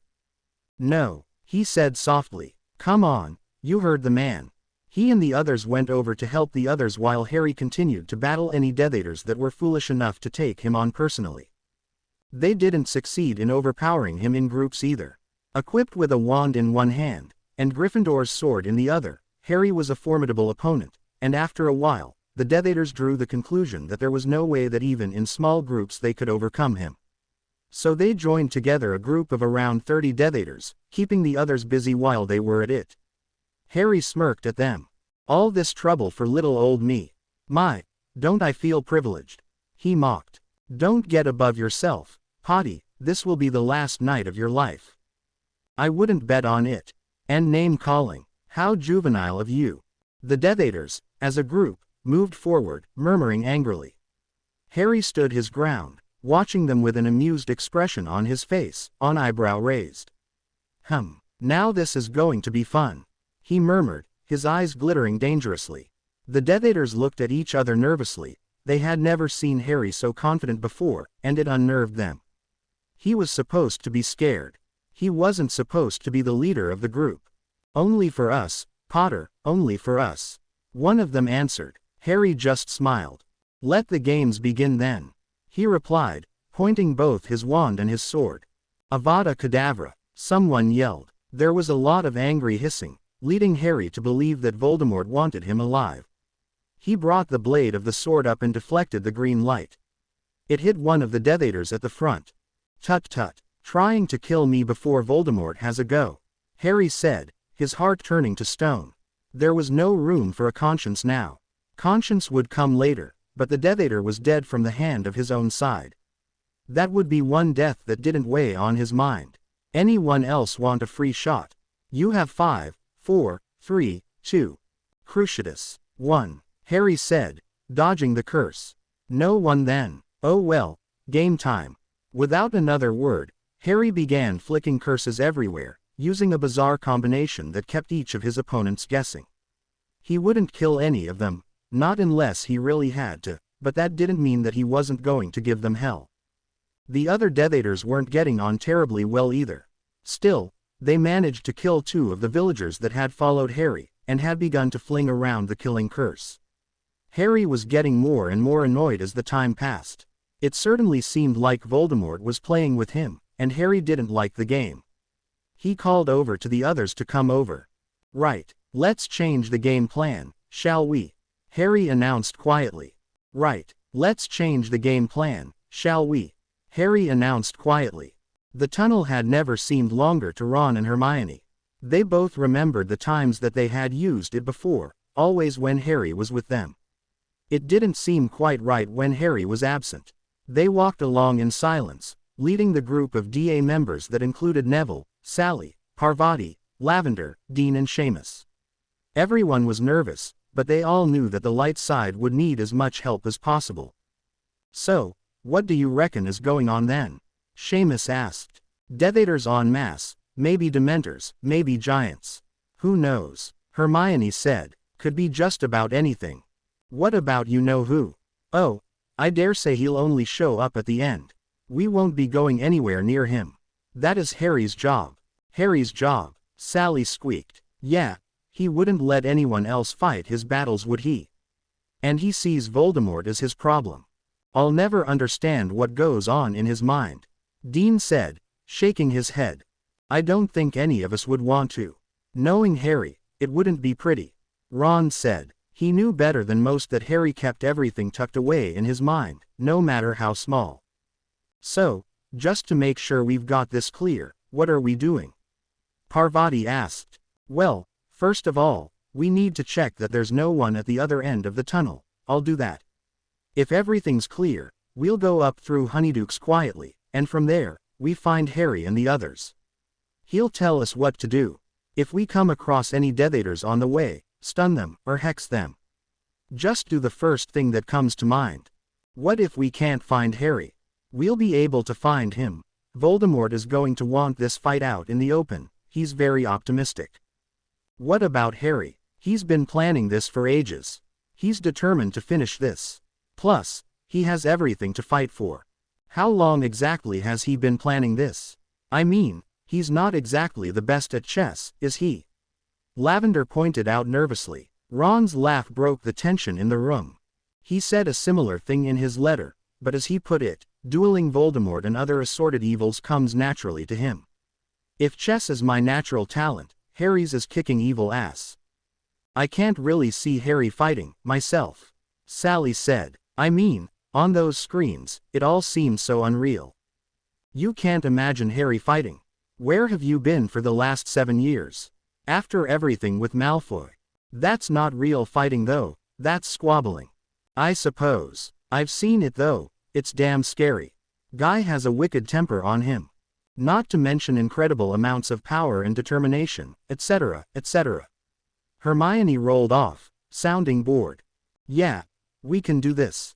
If Harry can do away with Voldemort, the least we can do is put a few Death Eaters out of commission. Neville said, looking determined. Well said, Neville. Hermione beamed. They found that Honeydukes was completely abandoned, as was the majority of Hogsmeade. Things weren't looking too good, particularly as there were bodies scattered around, bloody and dead. Everyone gulped in unison, averting his or her eyes and focusing on finding Harry, alive. It didn't take long to find Harry and the others, they were right at the edge of Hogsmeade. Hermione gaped as one of her best friends sent out vast numbers of spells, entwining them together for greater effect. Others did the same, though admittedly on a smaller scale. Everyone noticed the fact that at Harry's side were Dumbledore and Snape, both looking slightly odd. Ron, Hermione, what took you so long? Harry asked without turning around. Well, if you hadn't made us go hunting. Ron said, looking slightly incredulous. What, if I hadn't? Anyone could have found their way here. You did lock up after yourselves, didn't you? Yeah, we're not stupid. Hermione said. Wouldn't dream of saying you were. Harry grinned. He looked back and saw the group. Hey Granddad, take over for a minute, okay? Indeed. Dumbledore nodded, while most of the DA simply stared. Dumbledore's your grandfather? Someone asked. Yeah, well, great-grandfather. Anyway, here's what we're doing, and here's what you need to do, Harry began to explain, authority radiating from him. There was no doubt as to whom was in charge. The Death Eaters had no choice but to retreat a little. The army that Harry had built was effectively running them out of Hogsmeade. More than a little panicked, a few messengers apparated to the spot where Voldemort was waiting. My lord, he is strong. Our forces are being made to retreat. If the army was without their leader, they would crumble. Who is the leader? Voldemort bellowed, his red eyes flashing angrily in the dark room. Harry Potter, sir. The messenger all but whimpered. The Dark Lord's eyes widened a little, before he stood abruptly. Why was I not informed of this before? Voldemort barked. We are sorry, my lord, but we tried to capture him, but it was no use. He's more powerful than originally thought. Are you trying to imply that I will not be able to defeat him? The Dark Lord's wand appeared in his long, bony fingers, and the messenger eyed it with sheer terror.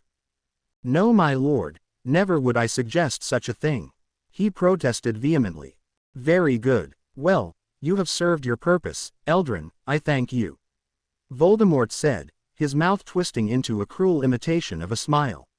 Avada Kedavra, he said, shooting a jet of green light at his servant, and watching in satisfaction as he fell, clearly dead, to the ground.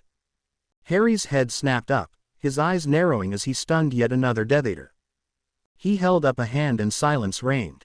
No one dared argue with Harry Potter when he was in battle mode, at least, no one that had any sense at all. Everything paused in that moment. Time itself seemed to halt at the will of one young man. No one dared move or speak. Only Harry moved, his head tilting up and looking out into the distance. A small smile curved his lips as everyone watched incredulously. What on earth was happening that would make someone, anyone, want to smile in the middle of a battle? The smile grew as Harry's eyebrows rose just a little. Those who knew Harry well gulped. They knew the look in his eyes was dangerous, at least, to whomever had displeased. Right now, the whole of the dark side looked as if they should be shaking in terror. Never mind you know who, their biggest fear should be Harry Potter. Harry looked around at the assembled group, his smile still playing at his lips. "Well, it seems as if Voldemort has finally decided to come and join the occasion," he said, his voice ringing clearly in the silence. Everyone else, light and dark, gulped, each knowing that at the end of this, there would be one person left standing. It would be over once and for all. I know. Sorry for the long wait for this chapter, but schoolwork and exams and such got in the way.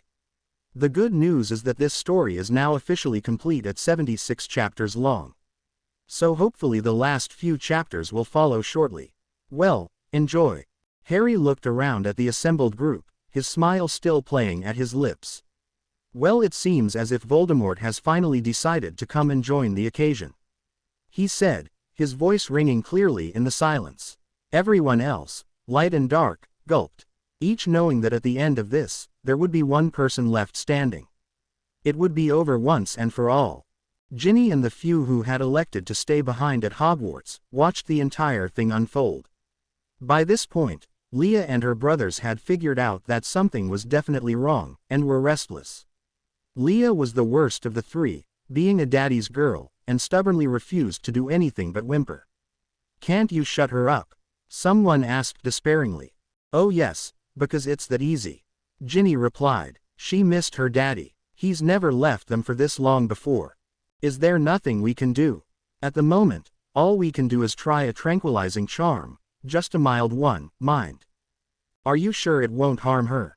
"No, Mum used to use them on Fred and George all the time when they were babies.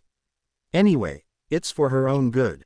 If she doesn't stop, she's going to exhaust herself and end up getting ill." Right. In the moments after Harry's announcement, there was utter silence. No one moved, no one spoke, no one dared to breathe too loudly, lest something happen right then and there. It was during this silence that Harry's head snapped up once again. No one knew what he was listening for. Not even the Death Eaters knew what kind of a plan their master had up his sleeve. "What's happening, Harry?" Ron asked quietly. Harry remained silent for a moment before nodding sharply. "Get ready to face hell on earth, guys. The Dementors are coming, en masse," Harry said calmly. Even the Death Eaters gulped. No sane human would welcome a Dementor. "How far away?" the headmaster asked, wondering why Harry knew of the impending attack without anyone else being able to feel the presence. 5, possibly 10 minutes away," Harry replied after a moment of thought. "How do you know?" Parvati asked curiously. "You know, Harry, that's a fair question," Hermione said. "It's amazing what you can learn without anyone knowing about it," Harry replied with a smirk. "And it's quite amazing how easy it is to hide certain abilities, even from your closest friends, especially when your life may depend on it." "I'm not sure I like the sound of that," Snape said sourly. Harry ignored him completely, concentrating again. "They're approximately 20 miles from here. They're going to get here quickly. Do try and stay calm. You all know how to create a Patronus, but I meant what I said in 5th year. There's a world of difference between casting a Patronus in a nice cozy classroom and when you're facing a group of around 70 Dementors. Just concentrate on happy thoughts," Harry said. 70 Dementors 20 miles away. Right. Well, this just got a whole lot more interesting. A female Death Eater sneered. Harry turned to her, a small smile playing across his face. "Didn't it just? You might want to hope that the Dementors remember who their allies are, and not just go on a feeding spree." His words created a few soft gasps of terror from within the ranks of the Death Eaters, and Harry could imagine each one of them paling beneath their masks. Then again, probably better to suffer the Dementor's key than face your master's wrath when he finds out that you've been standing here for, 20 minutes at least, and you haven't managed to so much as scratch either me or my friends. The Death Eaters all shuffled nervously, and Harry smirked. Where did Voldemort get these idiots, he wondered. Voldemort let a smile curve at his slit-like mouth. At least, as much of a smile as he could achieve. Had any of his loyal, or not so loyal, servants been around, they would be cowering from such a terrible sight. As it was, he was alone. He had told no one of his plans, sending every Death Eater to Hogsmeade. It was all a hoax. And the great Harry Potter had fallen for it, leaving his 3 children and the rest of Hogwarts almost completely unprotected. The fool. He lifted his wand and apparated to the edge of the forbidden forest. Harry and the others were casting Patroni when he began to feel a sickly apprehension. He let loose a string of curses that would make Fred and George proud. "Can we wrap this up, please?" he growled to the rest of his friends and allies. "Why, what's going on?" Hermione asked in fear. "You really don't want to know," Harry promised. "I have to go. Get back to Hogwarts as soon as you can, okay?" "Sure." Ron nodded. There was the sound of crystal shattering as Harry disappeared. "Come on, let's get this over and done with," Ron said. He noticed that on the ground, where Harry had disappeared, there was a small patch of blood. Harry appeared in the room of requirement, relieved to see that both Ginny and the triplets were fine. The members of the DA who were still there, looked up in shock. "Is it over?" one person asked. "Far from it," Harry replied. "Gin, listen to me. You can scream and shout all you want later, but for now, you have to listen." Ginny nodded hesitantly. "Right, Voldemort is here. I'll give you 3 guesses what he's here for." "Oh no," Ginny said, looking scared. "No, he's supposed to be going to Hogsmeade. That's where all his Death Eaters are. That's where you and Dumbledore were." "Oh." Ginny's eyes widened as she realized that it had all been a hoax. "Exactly. It was a trick. He's in the Forbidden Forest. He doesn't know I'm here, so he's in for one hell of a surprise." "You've got a plan," Ginny said shrewdly. Harry smiled weakly and nodded. "Time to see just how idiotic Tom is. This should be interesting. Where's my part in this?" "Well, here's what's we're gonna do." Harry began explaining the plan in detail, as Ginny listened, along with the remaining DA members. The Aurors had arrived just as Harry disappeared, looking rather shocked at the assortment of people that stood face to face with the Death Eaters. Some didn't look much older than 16 or 17. The one person that they had expected, though, was not there. Who would have thought that Potter would leave it to those who know better? One of them drawled. "Know better? You think you know better?" Hermione asked coolly. "I would say that years' worth of training would qualify us to know more than a kid." "A kid, that kid, has probably been through more than you will ever have to, not to mention that he too has had years of training, only his life depended on it. Now, are you going to do something useful for once in your lives?" "How dare you?" "Hello, has anyone noticed the rather large semblance of Death Eaters around? Don't you perhaps think that we should work together to stop them?" As if on cue, several hundred curses were flung from the direction of the Death Eaters. At least Harry helped get rid of the Dementors before vanishing. "Ha, what do you think of your precious hero now? He just abandoned you all." A Death Eater crowed. "He's probably off doing the world a favor and getting rid of that monster that you all bow to," Ron said with a malevolent grin. "The Dark Lord will wipe the floor with Harry Potter. A Muggle term. My, and here I was thinking that you wanted to kill them all," Hermione said, ducking a curse. "Hey, anyone miss me?" Harry asked, appearing with a grin. "Harry, where did you go? What happened?" "Voldemort trying to be smart happened. Anyway, I just came here for a few minutes. He's in the Forbidden Forest, if you were interested." "He's at Hogwarts?" Dumbledore asked, his eyes wide with horror. "Yeah, but don't worry, everything's under control." Harry gave his grandfather a cheeky grin. "I promise you that Voldemort won't know what hit him." "Sorta makes you glad that we're not his enemies, doesn't it?" Ron muttered to Remus. "I'll take that as a compliment, Ron." He turned to where the Death Eaters were still throwing curses about like there was no tomorrow. Then again, for them, there might not be. "Are you lot still here? Merlin, apparently Voldemort doesn't teach you when to give up. Here, let me help you." He lifted a hand and the front row of Death Eaters stopped in their tracks, looks of pure fear on their faces. He did the same to the second row, and the third, and the fourth, until every Death Eater was frozen. Calmly, Harry walked straight to the back of the pack, a look of pure disgust on his face. "Remus, catch," he said, tossing a large block of crystal in the air. Remus frowned, but caught it anyway. He nearly dropped it as he saw that it encased a rat with one silver paw. "Now, don't have too much fun, will you?" Harry smirked dangerously. "Wormtail," Remus growled, tossing the crystal into the air and catching it again. This will be fun. He grinned wolfishly, slipping the crystal into his pocket. What did you do to them? One of the Aurors asked fearfully. Nothing that they didn't deserve. How do I put this? In suspended animation. They're not dead. Don't be ridiculous. That's Voldemort's style, not mine. Their hearts and major organs have been encased in crystal, just like dear Wormtail over there.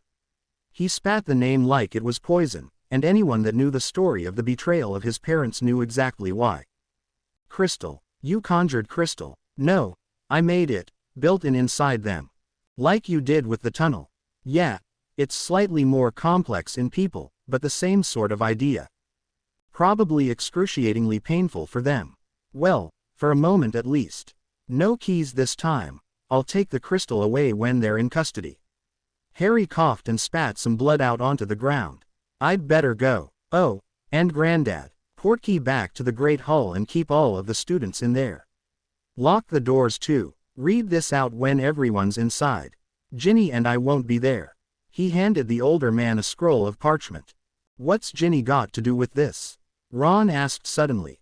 Trust me, Ron, she'll be fine. Harry told him solemnly before disappearing again, once again leaving a little blood on the ground. As they watched, the blood seeped into the ground. I guess we'll be heading back to Hogwarts then, Parvati said, eyeing the Death Eaters nervously. Someone remind me never to get on the wrong side of Harry. Tell me about it, Snape muttered, looking horrified. Let's go. I trust the Aurors can deal with the rest of this. Yeah, in the Great Hall, everyone was shifting about nervously. There were more than a few people missing. There was a scream of terror as a group of people appeared in the middle of the Great Hall. The people looked like the headmaster and some of the missing pupils, but each of the students that remained had heard horror stories about Polyjuice, and were, perhaps rightly, wary of anyone that had gone missing for more than a few minutes. Minerva, if you would kindly test us for Polyjuice and the Imperious Curse. Very well. Harry returned to the room of requirement to find that Ginny had returned, and was now looking nervous. Are you sure this will work? Almost perfectly sure. Come on, it'll be fine. You know, I thought you'd be trying to do this alone. I am, well, most of it. But you do have as much right to protect the triplets as I do. Too right. Now, what do we do now? Wait, I guess. Oh, and hope that Voldemort finds his way here all right. If he actually falls for this, he's way too stupid. Not stupid as such. Well, he is stupid, but mostly it's because he's too self-assured. He believes too much in his own plans, and is too foolish to acknowledge his own mistakes. I hope you're right, Ginny said. Harry smiled but didn't reply. Voldemort smiled as he crept, invisible, out of the forest. He smirked to himself, seeing the lights in the Great Hall bright in the surrounding dusk. So innocent, he thought hungrily. So young and happy. Not for long, he promised himself. Just as soon as he had killed those Potter brats, he would go and steal the innocence from those young and careless faces. They'd soon know the wrath of Lord Voldemort. They would scream for mercy before the night was out. Satisfied that they were who they said they were, the students relaxed as the headmaster took charge. The Death Eaters that attacked Hogsmeade have been apprehended. There were wild cheers from everyone but a few Gryffindors who, noticing Harry and Ginny's absence, knew that something wasn't quite right. Voldemort, however, is another matter entirely. We have reason to believe that he may be on the school grounds. As panicked whispers raged around the room, Dumbledore pulled the scroll of parchment that Harry had given him from his pocket. His eyes grew impossibly large as he read it over and read it again, just to make sure that he had read it right in the first place. Harry Potter, Earth Elemental, orders the wards to come into action, via permission from the headmaster, Professor Albus Dumbledore. Despite his low volume, the whole hall seemed to have heard his words, and silence reigned as they sunk in. Suddenly the lights plunged out, and there was the sound of grinding from outside the door. Many people screamed in terror. Suddenly light flared in the hall, reflecting off large crystal formations that covered the windows and filled the cracks between the doors and the walls. Wow! Everyone seemed to breathe in unison. Hermione and Ron shared a smile. It was very plainly Harry's work. Several people left their seats to go and inspect the formations, including the headmaster. This is incredible, he said, touching the crystal. Light flared within it, and Harry's face appeared. You did it then, he said, smiling. You're an Earth elemental, Dumbledore asked. Yeah. I told you, Granddad, it's amazing what you can hide when needs be. What are you planning? Oh, just a little welcoming party. Don't worry, it's all planned out and arranged. That's what worries me. Is there anything else you've been hiding from us? Well, now that you ask, yes. But we can go into that when there aren't quite so many eager listeners around.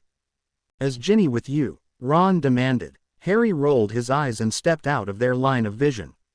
Ginny's face appeared in the crystal, looking mildly peeved. Yes, Ron. What can I do for you? Harry, what do you think you're doing?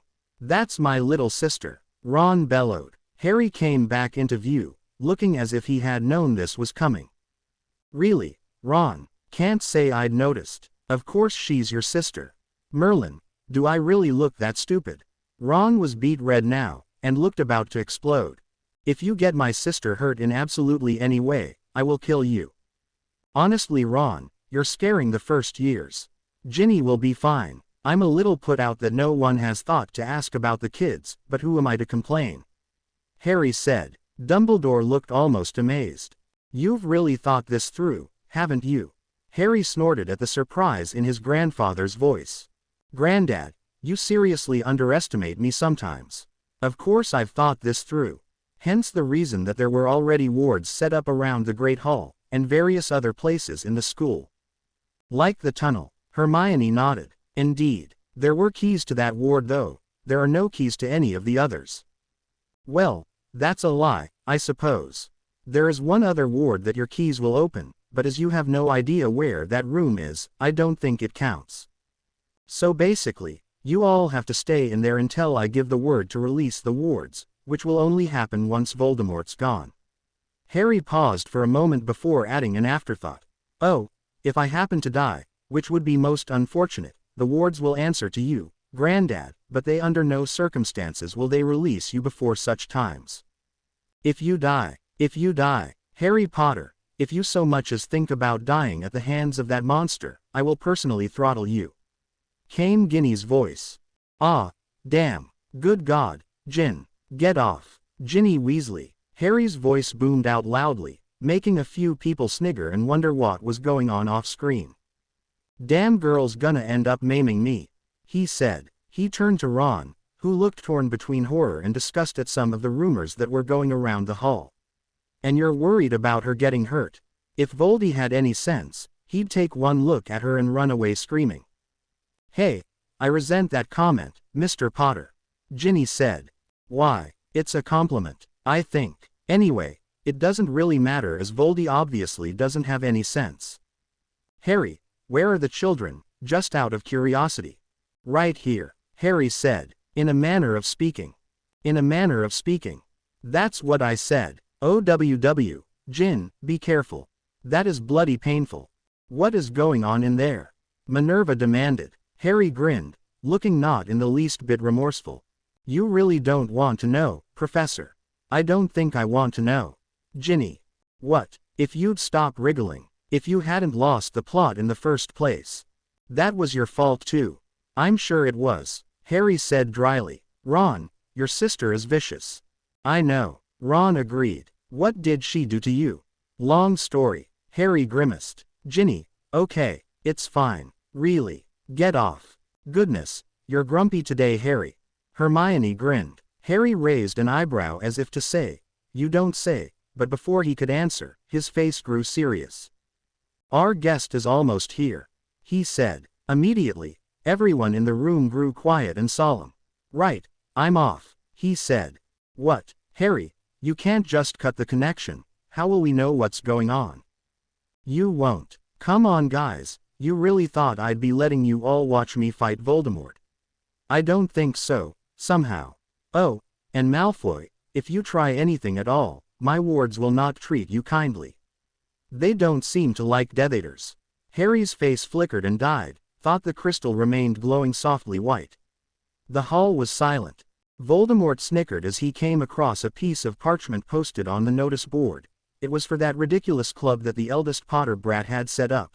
Dumbledore's Army, he had called it. He tore the notice from the wall, grinning as he saw directions to the room.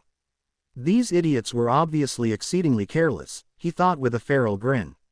Had he been a little less arrogant, he may have decided that it was a little too careless to be entirely accidental. As it was, he followed the instructions and came to a small, nondescript door. Raising a hand, he knocked politely. Voldemort snickered as he came across a piece of parchment posted on the notice board. It was for that ridiculous club that the eldest Potter brat had set up. Dumbledore's Army, he had called it. He tore the notice from the wall, grinning as he saw directions to the room. These idiots were obviously exceedingly careless, he thought with a feral grin. Had he been a little less arrogant, he may have decided that it was a little too careless to be entirely accidental. As it was, he followed the instructions and came to a small, nondescript door. Raising a hand, he knocked politely. The knock seemed to reverberate around the room. Inside, Harry pulled on his invisibility cloak, and murmured something under his breath. Ginny gulped and nodded resolutely. Anyone that hadn't known her as well as Harry did would have missed the tremor as she lifted her hand to the door, but he caught it and felt his resolve stiffen. He was going to kill Voldemort if it was the last thing he did. He blocked off his mind as Ginny opened the door, and Voldemort strolled in. Virginia Weasley, my, you have grown into quite the young lady, he said, his eyes traveling up and down her body. Harry felt his eyes narrow and his anger go through boiling point. He was ready to strangle Voldemort there and then. Tom, God, you look rough. Not been sleeping well, Ginny retorted. How dare you, you little bitch. I am Lord Voldemort, your Tom Riddle doesn't exist. Really, I could have sworn that your mother named you Tom Marvolo Riddle. Ginny hissed angrily. What you believe is unimportant. Accio invisibility cloak. The cloak flew towards him, and Harry raised his wand, ready to strike when Voldemort saw him. The only thing was that he was still invisible. Ginny's eyebrows had all but disappeared into her hair, but Voldemort didn't seem to notice, and seemed satisfied that they were alone. So, what brings you here, Tom? Voldemort. My name is Voldemort. We've been through this already. Ginny replied, sounding bored, as she lifted a hand to examine her nails. Just hand the little brats over and I might consider letting you live. Once again, Voldemort's eyes raked over Ginny's body, and she barely repressed a shudder. And why, Tom, would I want to do that? Because you, unlike Lily Potter, are not stupid. I know that. You forget. I know you as well as you know yourself. Every secret. The Sorting Hat nearly put me into Slytherin. Tom, what would Harry think? Ginny gritted her teeth, feeling a surge of hatred for this thing that threatened her everything. You underestimate me, Tom, and more importantly, you underestimate Harry. Oh, you think I will fall for that sacrifice spell twice? Not so, my dear. Who said anything about a sacrifice spell? Ginny asked innocently. Besides, if you knew me at all, you would know that my family is the most important thing to me. Oh, I do, my dear Virginia, I do. Which is why you will live to see your children die, and then their uncles, grandparents. But before that, you will tell me where Potter is hiding. He is no longer in Hogsmeade, I know it. Why do you think I'd know anything? Because you, little whore, have the boy wrapped around your little finger. Or rather, your link to his children has. Do you seriously think he would consider you otherwise? Voldemort laughed cruelly as Ginny tried to block his words out, telling herself that Harry wouldn't do that. Harry wasn't that cruel. Meanwhile, the triplets began to cry and Voldemort's eyes lit up. Go and see your precious children, Virginia. If, indeed, they are yours. What? Ginny spluttered. You heard. Do you have any proof, other than Potter's word, that you're their mother? Ginny paused for a second. He doesn't know about the spell. Harry murmured in her ear. Ginny shivered. I believe Harry. Besides, it really is none of your business. I would like you to leave now, Tom. Oh, but Virginia, I haven't gotten what I came for yet. You should know that I never leave until I get my way. In that case, he'll never be leaving here, will he? Harry muttered dryly. You'll be waiting a long time, in that case, Tom. Ginny stepped closer towards her children, placing her body between the cot and Voldemort. Very well, if that's how you want to play the game. Voldemort smirked. Crucio. The curse headed straight for Ginny. This hadn't been part of the job description, she thought wildly, closing her eyes and waiting for the curse to impact. Instead, the curse hit her lump of rose quartz, making the necklace glow hot and a deep crack to appear through the middle. Falling as though the curse had hit her, Ginny snatched the portkey that had been conveniently placed within reach. She promptly disappeared. So much for the fabled Gryffindor bravery. Voldemort smirked, striding over to where the triplets were now wailing. Unnoticed behind him, Harry reappeared, silently sealing the room completely. Every ward placed on the room both by himself and others kicked in, with the exception of the alarm system. It was useless trying to gain the upper hand when you practically hand your enemy the chance to draw his wand by setting off an alarm. Voldemort picked up Leah in one large, spidery hand, and Harry grimaced. Such a pity. Your mother and father have abandoned you. Such a pretty little thing. A little too much like your father though. Voldemort paused for a moment before smirking. Potter's daughter, you will be spared, he said, smirking. Your father would like that, I'm sure, his only daughter becoming the daughter of his worst enemy. As for your brothers, they are too much of a threat. They must be disposed of. He lifted his wand, shouting the forbidden curse, Avada Kedavra. Suddenly, all three babies gurgled and their heads fell off. Dolls. Voldemort screeched in fury. Indeed, you didn't seriously think I'd fall for this plan, did you? Harry said, from behind Voldemort. The dark wizard spun around, momentarily speechless with rage. Perhaps not, but you forget, there are hundreds of innocent children out there, and some not so innocent, whom you feel duty-bound to protect. Perhaps, Harry smiled, but I very much doubt that much harm can come to them at this point. And why would that be? Well, no one, living or dead, can enter or leave this room unless I let down the wards. Fool, you believe that your wards are strong enough to stop Lord Voldemort? Actually, yes, I do. Then I shall have to prove you wrong, and a few of your charming, innocent friends will pay for your blunder. Idle threats, Tom. Give it your best shot. Voldemort smirked dangerously, murmuring a spell beneath his breath. Suddenly he was gone, and an ugly black mist hung heavily in the air. Intriguing, really, but not going to work.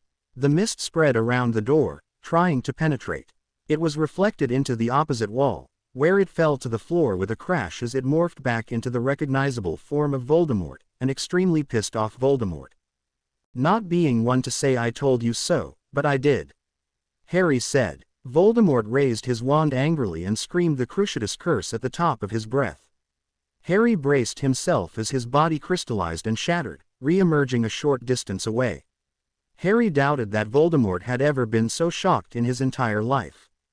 Impossible. There are no elementals. They died out. Apparently not. Harry grinned. Voldemort went purple with rage, his eyes narrowed as he weighed up the situation. Join me. Together we could rule the world. No one would be able to defeat us. And just how long do you think we would survive each other? Harry smirked. I am a symbol of your weakness. I have damaged your pride too much and you killed my parents, tried to kill me numerous times, tried to kill my 2 sons, tried to take my daughter as your own, tried to kill my girlfriend, tried to poison her against me. Not forgetting the fact that my godfather is dead because of you, and Cedric, need I go on? We could put all of that behind us, start again. Your children could be great, you and Virginia could be great. Voldemort obviously thought that the smile on Harry's face was a sign of his acquiescence. Harry, however, still held to the knowledge that he and Voldemort could not work together, it was one or the other. More importantly, he would rather die than join Voldemort.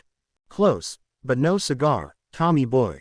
Harry said. You will serve me, Voldemort screeched, immediately noticing his slip-up. Serve you? I think not. You will serve me, or I will kill everyone you hold dear. Starting with those worthless little runts of yours. Voldemort had unwittingly said the one thing that was guaranteed to get Harry to see red. Without a second thought, Harry conjured a wicked-looking sword made from gold and encrusted with quartz and garnet and held it to Voldemort's throat. A sword cannot kill me, you fool. I am on the brink of immortality. It's a good job that this is no mere sword then, isn't it? Voldemort glanced around the room, suddenly noticing something that Harry had missed.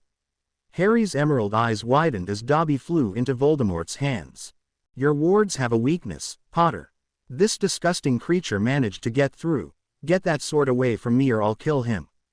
Harry grudgingly took the sword away, looking at Dobby's quivering form. Why did you come, Dobby? He asked softly. Dobby is wanting to help, Master Harry. Dobby whimpered. Harry sighed quietly. And how long have you been here? Since Miss Weasley brought the children down. Before the wards went up. Harry asked. Yes, Master Harry. No living or dead being can breach Master Harry Potter Sir's wards. Voldemort growled at the small pitiful creature that he still grasped. Potter's house elf. At the moment, his only weapon. He hated feeling weak. Put him down, Tom. Or it is I who will drive this sword through your chest. Ah. Temper, Potter. You are a fool. You wear your heart on your sleeve and are proud to be so utterly transparent. Elementals have weaknesses, Potter, and unluckily for you, I know exactly how to exploit those weaknesses. Harry thought quickly. His weakness as an earth elemental was water. Smirking widely, Voldemort flooded the room with water. Just perfect, Harry thought sarcastically, building a delicate crystal cage. Voldemort and Dobby had cast bubblehead charms on themselves, but Harry knew that prolonged exposure to so much water would weaken his magic. The cage, while it kept the water out, had one minor disadvantage. Sooner or later, he'd run out of air. Meanwhile, however, he had a chance to rest and plan his next move. Voldemort had the same chance, but Harry hoped that he was too arrogant to take it. Harry quickly looked at his options. He was in a crystal cage, which was surrounded by water. Both his enemy and his friend were in the water, ruling out doing anything that would prove harmful. Thinking quickly, he ran through every type of elemental magic that he could think of. Harry spun around, hearing the headmaster's voice. Granddad, Harry replied. Perfect timing, as per usual. In the Great Hall, everyone hushed and turned their attention to the crystal screen. How are you doing, Harry? I'm in a goddamned cage. Surrounded by water. How do you think I'm doing? Harry growled. I hate cages, he muttered. Why are you in a cage? Where's Voldemort? Look, Harry said, pointing out the water. Oh, of course, Hermione said. Harry smirked. I might have guessed that you'd know all about earth elementals. Not all about them, not too much is known about them. Which is why I have an advantage, just as soon as I get out of this damn cage. Boil the water, Hermione said logically. Can't. It seems that Dobby was so eager to help that he followed the DA into the room and stayed here. He's in the water too. Can't you send him away? One Ravenclaw asked. Not unless I lower my wards, which is too risky. Right, I have to go. Herm, if you have any ideas, the link will still be there. Right, Hermione said resolutely. Everyone began muttering again as Harry disappeared. Ron was staring at the crystal in dismay. And I still don't know what he's done with my sister. He said almost hysterically. And Remus and I don't know what he's done with our godchildren, your nephews and niece. Or had you forgotten that? Hermione hissed angrily. All four of them are perfectly safe. And no, Ron, I won't tell you what I did with them, not yet. Harry replied testily, through the link. Now can you please shut up? Sorry Harry, Ron muttered sheepishly. Harry surveyed his situation once again. He could venture into the water for a short time without too much of a detrimental effect on his magic, but if Voldemort managed to keep him in the water for longer than a few minutes, he would start to weaken. As he surveyed, he came up with a plan, but it would mean that he would only have a limited time to carry out his plan, and it wasn't without its risks. Deciding that it was a good enough plan, Harry pressed his hands flat against the crystal, concentrating hard. He heard the dull murmurs of conversation from within the Great Hall and felt his energy return tenfold. Adrenaline, he supposed, and he was grateful for it. He winked slightly at Dobby, hoping that the little elf would trust him. Slowly, he concentrated on the water around him, energy pulsing through his hands and into the crystal. The crystal cage, he discovered, was actually a blessing. Not only did it act as an insulator, but it also magnified and concentrated his powers. In a flash, every drop of water in the room had frozen solid. Several cracks were appearing in it. Harry kept applying his magic, hoping that the ice would react in the way that he thought it would. Sure enough, the ice shattered moments later, leaving one perfect block of ice surrounding Voldemort. The small shards of ice disappeared as if they had never been there in the first place, and Harry stepped out of the cage. "Damn, that feels good," he muttered. Now that he was out of the crystal, the link with the Great Hall was cut. Now he would focus on Lord Voldemort. Dobby, sensing the fact that his master was in a very bad mood, wisely went to stand in a corner, just in case he was needed. Harry watched as Voldemort worked to free himself from his ice prison. It wouldn't be long now until he broke free, and until then, Harry was preparing himself. He would have to end this quickly. Long duels did not bode well for anyone, at least, not after everything he had dealt with in Hogsmeade. There was an almighty crash as Voldemort reduced the block of ice to rubble, and came to stand in front of Harry, a self-satisfied smirk crossing his face. "Is that all? This is what the great Harry Potter has to offer? A few magic tricks and a fairly weak freezing spell?" "Actually no, but I'm not in the practice of telling my opponents what I'm going to do," Harry replied, making it sound as if it were a petty duel in defense or something.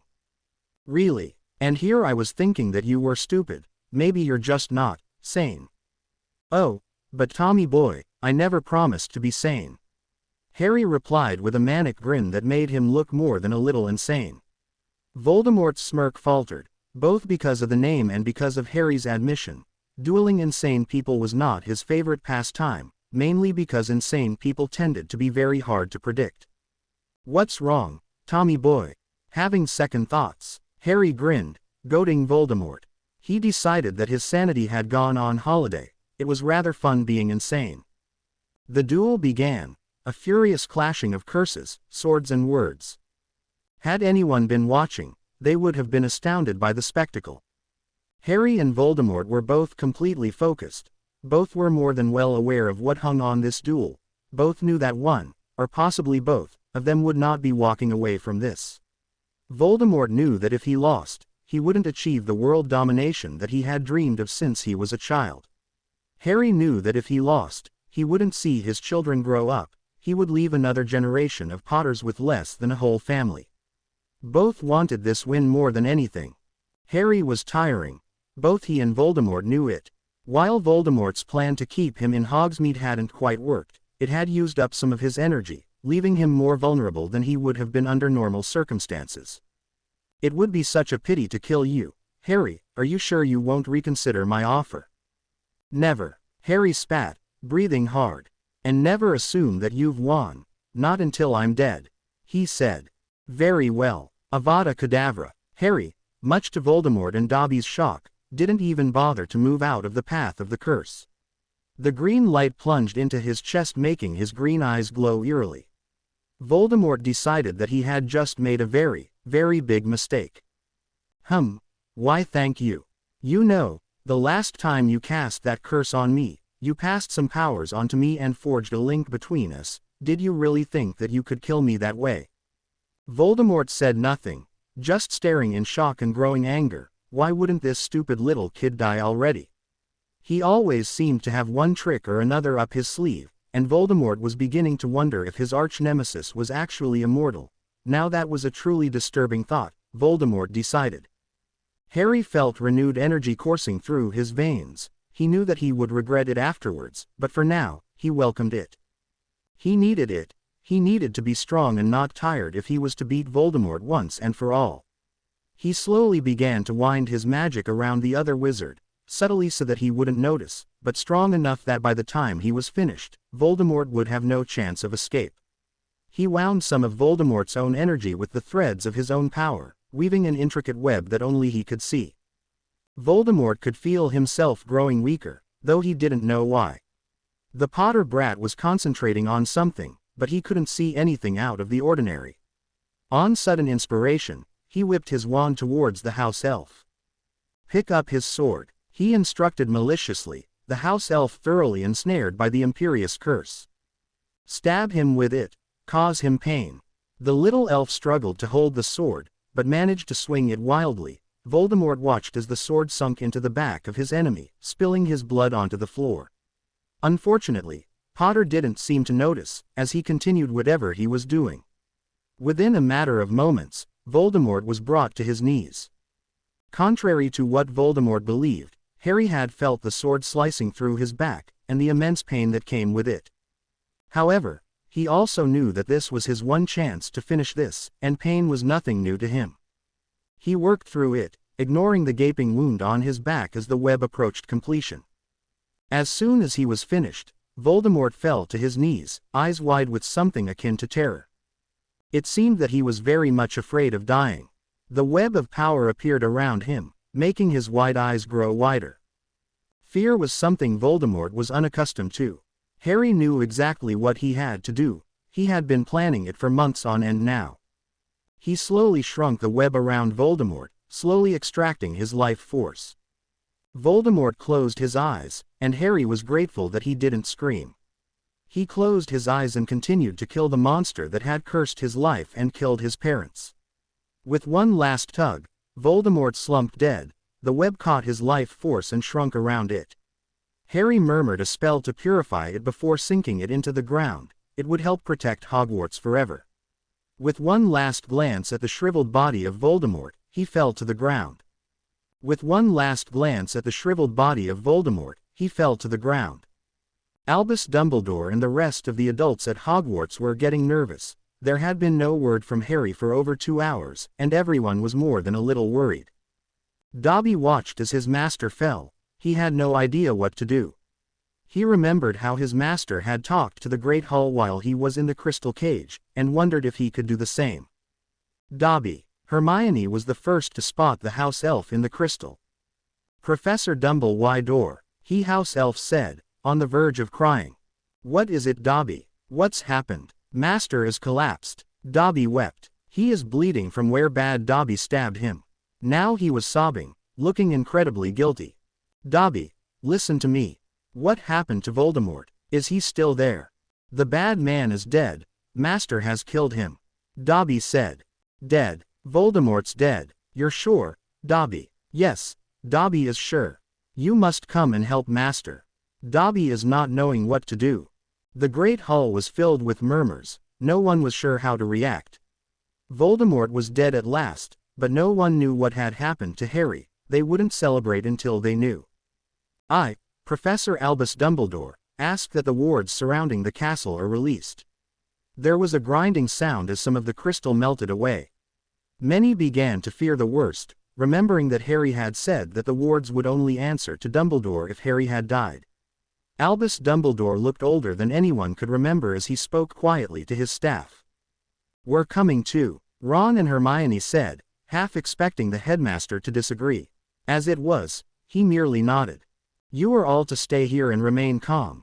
You will be informed of the situation the moment we know what has happened. Albus, Minerva McGonagall said, somewhat nervously, what happens if the worst has happened? I do not believe that my grandson is dead. Dumbledore replied firmly. Ron and Hermione brightened a little. I am, however, concerned that he may be if we do not find him soon. Almost unconsciously, the group sped up. They headed for the room of requirement, guessing that this would be the place that Harry would choose to battle Voldemort. At the door, the headmaster paused. He had never seen such an intricate and unyielding mix of wards. Open, he said softly, pushing lightly on the door. The sight that met them was most unexpected. Voldemort lay crumpled and dead in a corner, while Harry lay a short distance away, his chest rising and falling shallowly, bleeding profusely from the back. Hermione gave a short scream, running to his side. Ron stood, shocked, at the door, his mouth hanging open in horror. Albus, Minerva breathed, a tear leaking from her eye. We'll need to stem the blood flow. Albus replied authoritatively. Minerva and Hermione knelt beside the still body of Harry, the boy that had defeated Voldemort. Harry, come on Harry, wake up. Don't you dare die on us. Hermione said desperately. Wah! Who said anything about dying? Harry groaned, his eyes opening a little. "Harry," Hermione yelled, making Harry wince. "Not so loud, my own, please. And why is my back so sore?" "That would be because Voldemort put Dobby under Imperius and made him stab you in the back." "Please tell me that you mean figuratively."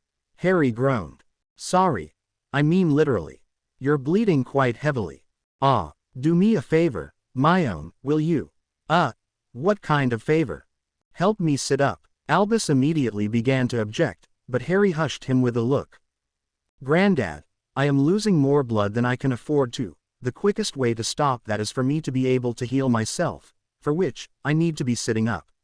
Harry explained patiently. He hated being weakened and vulnerable, but he knew that in the circumstances, it really couldn't be helped. As Hermione gently propped him up, Harry caught sight of Voldemort. Albus, seeing what Harry was looking at, smiled. "You did it, Harry, it's over," he said. "Yeah, it's over," Harry murmured, looking relieved. He had succeeded. The students of Hogwarts, as well as the remaining members of the faculty, waited impatiently for news on Harry Potter. Every house except Slytherin tended to think of Harry as someone to be respected and loved. He was their hero. Harry was the one everyone could count on to be there if they were in trouble. They would follow him wherever he went, would do whatever he asked of them. Many of the younger students had grown up within Hogwarts hearing of the great and friendly Harry Potter. Now, they were terrified that they may have lost their role model. It would be a very sad loss for the entire wizarding world if he was indeed dead. "Professor Dumbledore, look," several voices cried, with fingers pointing at the crystal formations that remained glittering around the hall. Everyone turned to see the smiling face of Albus Dumbledore. "I am delighted to announce that Mr. Potter is indeed alive and, almost, well. I can also confirm the death of one Tom Marvolo Riddle, aka Lord Voldemort." Loud shouts and cheers filled the room, with even most Slytherins looking pleased with the news, predominantly the younger ones. "What do you mean, almost well?" Hannah Abbott asked, looking worried still. "Mr. Potter has received some rather extensive injuries, and is really rather exhausted. Other than that, he's just fine." "Oh damn," Harry cried in the background, sounding utterly dismayed. "Why do I get the feeling that Jin is going to hang, draw and quarter me?" He groaned. Those who were familiar with the Muggle saying chuckled, while those who didn't just looked lost. Some explained, while others decided not to. "Where is Ginny, and the triplets?" Ron asked, coming out of his stupor. "They took a portkey out of here," Harry said, murmuring a spell under his breath and sealing the wound on his back. It would leave a scar, but that was a minor price to pay when it so easily could have been his life. "You know how to make portkeys, Potter?" Professor McGonagall said, looking disbelieving. Harry nodded, looking around the room. "Hey Ron, can you pass me that piece of crystal, please?" Harry asked, pointing to a piece of crystal that had been broken from the cage during the ordeal. "Here you go," Ron said, handing him the inch-long point of crystal and watching as he began the process to turn it into a portkey. "This will take you to them. Tell Jin that you've all to stay where you are for now." "Why, just trust me, please," Harry said. Ron nodded, taking the crystal from his friend. "It's a one-way portkey, but you can use it to contact me if you need to." Ron nodded, disappearing moments later. "Come on, let's get you fixed up, Harry," Albus said softly. "Yeah, after all, I have rather a lot of things to do within the next few days." "Oh, I can't see Madame Pomfrey letting you out of her sight for the best part of a week at least." "Well then you'll have to wait for story time then, won't you? I will not tell you what happened until I'm free of the hospital wing." "Very well, I will inform Poppy that you are to be released from the hospital wing the moment you are well enough." "Thank you. Shall we go then?" "Splendid idea. I think you should reseal this room when we leave, though. Just as a precautionary measure, you understand." "Of course," Harry agreed as the four of them began to make their way out of the room. Harry grinned as the doors of the great hall swung open to admit them. It looked as if everyone was having a great time. Everyone stood as he walked in, clapping and cheering wildly, with the exception of 4 or 5 Slytherins and 2 Ravenclaws, who were in the confines of crystal cages. Obviously they were Death Eaters. Harry felt the blood rush to his face as they gave him a standing ovation.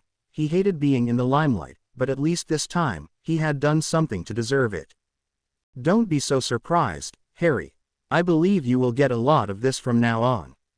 Dumbledore said, his eyes twinkling madly. Fantastic. As if I wasn't famous enough already. Harry muttered. Madame Pomfrey hurried towards him, looking anxious and angry. Must you always put yourself in danger? She clucked. It would certainly seem so. Harry laughed. Yes, well, off the hospital wing right now, young man, and don't even think about asking to leave. You will spend at least a week resting, then we shall see about releasing you. Harry raised an eyebrow. He was the worst patient in the world, and she was telling him that the minimum amount of time he would be spending in that god-awful hospital wing was a week. Poppy, I'm afraid that Harry cannot stay in the hospital wing for a week. He has told us that we will only be informed of what transpired tonight after he has been released from the hospital wing. Preposterous. Madame Pomfrey cried. Albus, this boy needs his rest. Merlin only knows what he's been through in the past few hours. Please, Madame Pomfrey, Harry asked, pouting slightly. His fan club sighed. If he had fixed them with such a look, they would have given him anything he asked of them, and it seemed that the nurse wasn't entirely immune to his charm either. Oh, very well, she cried. She had a soft spot for Harry, and he had just defeated one of the most notorious Dark Lords of all time, at age 17 after all. Harry shot her a grin and walked out, heading straight for the hospital wing. Ginny paced the floor as she waited for news on Harry. The triplets had long grown silent, though they didn't sleep. How are you doing up here? Molly asked kindly, watching her daughter pace restlessly. What's taking so long? Ginny demanded, on the verge of tears. Surely something must have happened by now. Molly trailed off as something thumped downstairs. Wait here, she said, looking worried. Mum, wait here, don't move. Molly repeated. Ginny nodded nervously, not particularly wanting her mother to go anywhere either. Mum, Ron called, recognizing the kitchen of the burrow immediately. He had landed rather hard, and knew that his mother might hex him if she didn't know that it was him. Ron, Molly gasped as she reached the door. Ginny went tearing past her, desperate to hear news of Harry. Ron, what's happened? Is Harry okay? She asked, skidding into the kitchen and narrowly missing Ron. He's fine, it's over. Ron grinned. Ginny gave a short squeal of relief as she threw her arms around Ron, sobbing with relief. How is he? Is he really okay? Well, he got a little banged up, but he's alive and joking about. He reckons that you're going to hang draw and quarter him. Ron said, looking mildly confused. Ginny, having taken Muggle studies, and having listened to Hermione talk about Muggle history, giggled. That's not a bad idea, she murmured, grinning through her tears. Ron, what's happened? Molly asked, entering the kitchen to see her daughter sobbing in her youngest son's arms. She felt tears of her own threatening. He's fine, Mum, he's done it. Voldemort's gone, Ginny said, turning her tear-stained and smiling face to her mother. Oh, when are we going to see him? Well, he said that we had to wait here. Ron said, watching his sister nervously. She didn't like being told what to do. Oh, Molly said. Ginny said nothing, too happy to mind very much, at least at the moment, anyway. So, you said that he was injured a little? She asked. Yeah. Dobby stabbed him while Voldemort had him under Imperius. I think he had just healed that when I left. He gave us all a right scare though, collapsed as soon as Voldemort died. Totally exhausted. No wonder, really, but there you go. Ron shrugged. I can't believe it. Everything's really going to be okay. Maybe I can talk Harry out of being an Auror. Ginny murmured, more to herself than anyone else. He's paid his debt, she smiled. Harry had only been in the hospital wing for an hour and a half. An hour and a quarter of that had been spent sleeping, while the other 15 minutes had consisted of a thorough medical examination. Madame Pomfrey's eyes had almost popped out when she found traces of the killing curse in his blood. He had apparently lived through yet another attempt with the unblockable Avada Kedavra. Other than that, she had found little else wrong with him, with the exception of his exhaustion and the large scar running along the base of his back. So he had slept, as ordered. Now he was wide awake and feeling perfectly fine. He was more energetic than he had been in months, and just wanted to be up and about. He wanted to go and see his children and his girlfriend. He toyed with the crystal around his neck, debating whether or not to contact Ron. Eventually his boredom won, and he brought the crystal to his lips. "Ron, you there, mate?" he asked, keeping his voice quiet so that the nurse didn't overhear and force a sleeping potion down his throat. Ron almost dropped the crystal when he heard Harry's voice coming from it. Then he remembered that Harry had told him that it could be used to contact him. "I'm here, mate, what's up?" Ron yelled into the crystal. "Ron, don't shout. I'm stuck in the hospital wing going crazy. If you start screaming into the crystal, you're sure to bring her running." "Sorry, how's your back?" "Perfectly fine. I have a nice new scar right along the base of my back. It's a good job that Dobby couldn't wield my sword very well, otherwise he might have damaged my spinal cord." "Oh, do you want to speak to Ginny? Is she there?" "Yeah, I'll just get her. Thanks, Ron." Harry glanced around the hospital wing, checking that Madame Pomfrey hadn't heard Ron yell. "Harry." Ginny's voice was quiet and uncertain. "Hey Gin," Harry said, smiling happily. "How are you?" "Ron said that you were injured." "Yeah, I'm fine." "Is he really gone?" "Yeah, he's gone," Harry replied. "So how are the kids?" "Remarkably well behaved. Mum's busy spoiling them. They miss you though." "I miss them too, and you?" "Yeah, when can we come back?" "Just as soon as I get out of here." "Let me guess, the Nightmare Hospital wing." Ginny giggled. Harry smiled, feeling incredibly satisfied with his life. "Got it in one. Madame Pomfrey was going to keep me in here for a week." "What?" Ginny asked loudly. "She was going to, but Grandad and I changed her mind. She's agreed to let me out tonight." "What time?" "As soon as she thinks I've had enough rest." "And when will that be?" "No idea. She doesn't know that I'm awake now, and if she did, she'd likely force a potion down my throat to put me back to sleep." "Sounds like fun. Only for those with a very warped sense of fun." Harry replied dryly, knowing that if Ginny were in his place, she'd be clawing at the doors to get out too. "Oh, sorry Gin, I have to go. Madame Pomfrey is coming. I'll contact you as soon as I get the chance. Love you." Harry froze as he said the words that both of them had skirted for months. He could just imagine the look of disbelief on Ginny's face at that moment.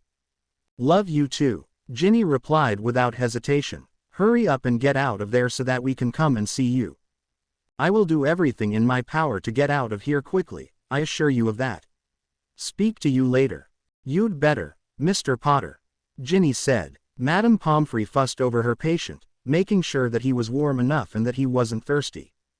Of course, the effect of this was somewhat diminished by her sharp orders that he was going nowhere for at least another hour or two. Harry smiled, knowing that this was the matron's way of showing affection. He was best qualified to know, he thought as he lay in the bed that had been reserved for him in second year, when it appeared that he was going to be a regular visitor. Before he went back to sleep, however, he was allowed one small concession. He whistled quietly for his aunt's messenger, and within moments, the small creature had appeared from nowhere. Smiling slightly, Harry wrote just 7 words on the piece of parchment. "It's over, see you later. Love, Harry." The small bird chirped happily as it flew away immediately. "Sleep for another 2 hours and then you can go. You were extremely lucky, young man. Only you could have gotten out of an encounter with the Dark Lord with just another scar to add to the collection." "I know," Harry said, trying to keep the exasperation from his voice. "Very well. Now get to sleep." "Yes ma'am," Harry muttered, feeling a strong urge to salute the nurse. He settled for grinning as he closed his eyes once again and fell asleep. Harry, are you awake?" Harry heard the voice, but his eyes refused to open. Everything was fuzzy and out of focus. "My own?" he asked. "You are awake. Madame Pomfrey says that you are free to leave as soon as you want to." "Ah, give me a second, my own." Harry groaned, feeling as if his body were made of lead. "What's wrong?" Hermione asked, her voice betraying her worry. "Just a little sore." Harry groaned, opening his eyes a little. Behind Hermione stood Professors Dumbledore and Lupin. "Here, drink this, it'll help," Professor Dumbledore said, his eyes twinkling madly as he held a goblet of acid green-colored substance that could only be described as sludge. Great. Now you're trying to feed me radioactive waste. Charming, Harry said, wrinkling his nose in disgust. Hermione giggled while the older wizards looked rather lost. Radioactive waste? His grandfather queried. Never mind, Harry replied, shaking his head ruefully. Hermione grinned. So, I can leave here, then? Now, Harry asked hopefully. Yes, of course you may, Harry. As soon as you feel well enough, and as soon as you drink this. He offered the goblet once more, and Harry took it, albeit reluctantly. What's it for? It will ease your pain and will show any lasting curses. You mean that it will check the amount of damage done by the killing curse? Harry smirked, inspecting the green monstrosity. It smelt awful. Something along those lines. Do I want to know what's in it? No, definitely not, Dumbledore said, grimacing slightly. Right. Harry closed his eyes and downed the concoction in one gulp, gagging at the awful taste. Arg, that is disgusting, he said, trying desperately not to throw the potion back up. It was a very close-run thing. Good. That means it's working. I'm afraid that there's nothing we can do about the taste, Dumbledore said, his eyes twinkling madly. Torturer, Harry muttered jokingly under his breath. Ah, Harry, whose was the killing curse? Oh, that. I had forgotten about that. Seems as if I've built up quite some resistance against it. It was Voldemort's, Harry said, as if it were a perfectly normal thing to say.